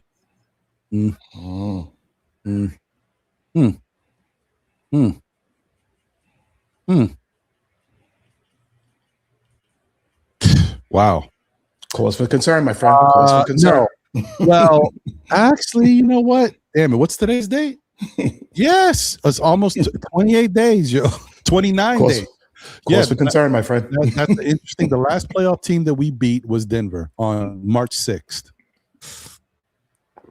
Cause for concern. Cause for concern. It's an interesting one, Knicks Nation. Yeah. Yeah, cause for concern. Yeah, David, bring me stats like that. Stop playing. Yeah. Man, that's a tough one. All right. Damn. Way to put it out of here on an interesting note there, Nick Nation. Thank you. I'm sorry. Listen, man, you guys know. Listen here. I love the chat. I love you guys. I love everybody who comes in. Hey, this is just the Knicks, baby. This is what we are. It's a relationship, my friend. It's not all going to always be good. Yes, it is. It is that. I also want to say a quick shout out to Juan Lopez on Facebook. Appreciate you. Shout out to whoever's tuned in on X and people on the YouTube. Please smash the like button if you haven't already done so. And please subscribe if you haven't already done so. We appreciate you here. Much love over here with the SKF Army. Thank you guys as always. Tell a friend who tells a friend who tells another friend. Still Knick fans. We'll be back again, whether it be on Saturdays at 11:30-ish. My brother got to eat. For Know the Ledge and whatever format it's in. Mondays for SKF Weekly with myself, Brother John, Brother Jose, if they can make it. If they can't, I'm holding it down. You know how it is. And also tune in. Gonna have a special guest soon. It's about that time. Right before the playoffs, if I can. Hey, Ron, because I rode the yellow bus, don't call me special. No, I got he's in his element today, y'all. Nick Nation in his element. And also tune in for State of the Games call-in show where we talk about the Mets, his favorite team, the Giants, and the Knicks. So please tune in. And like I said, there's no holds barred. Not the movie with Zeus and Hulk Hogan. But we could talk about anything. If you want to talk about any other team, you want to talk about the Yankees, I don't care. It's just I want to preface it by letting you know I do not follow any other teams than the ones I've mentioned. So if you want me to tell you something about the roster or this guy, tell me, Jack Shenanigans is coming up in the who? Like, I don't know these people. So I just want to throw that out there. But we can talk about anything. Anyway, once again, I want to thank you, my brother, Nick Nation. Thanks for holding it down, being here with me as usual. Shout out to you in that video you sent me, which was hilarious. That's why I sent it. I was like, come on, man. That's great. Anyway, you guys take care of yourselves. Be good out there. And if you can't be good at it. Catch you on the next one. Let's go, Knicks. Let's not be so hard on this team. But they got to clean some stuff up. The playoffs is right around the corner. New slate. Clean slate. Let's get it. We out of here, baby. Peace. Latest.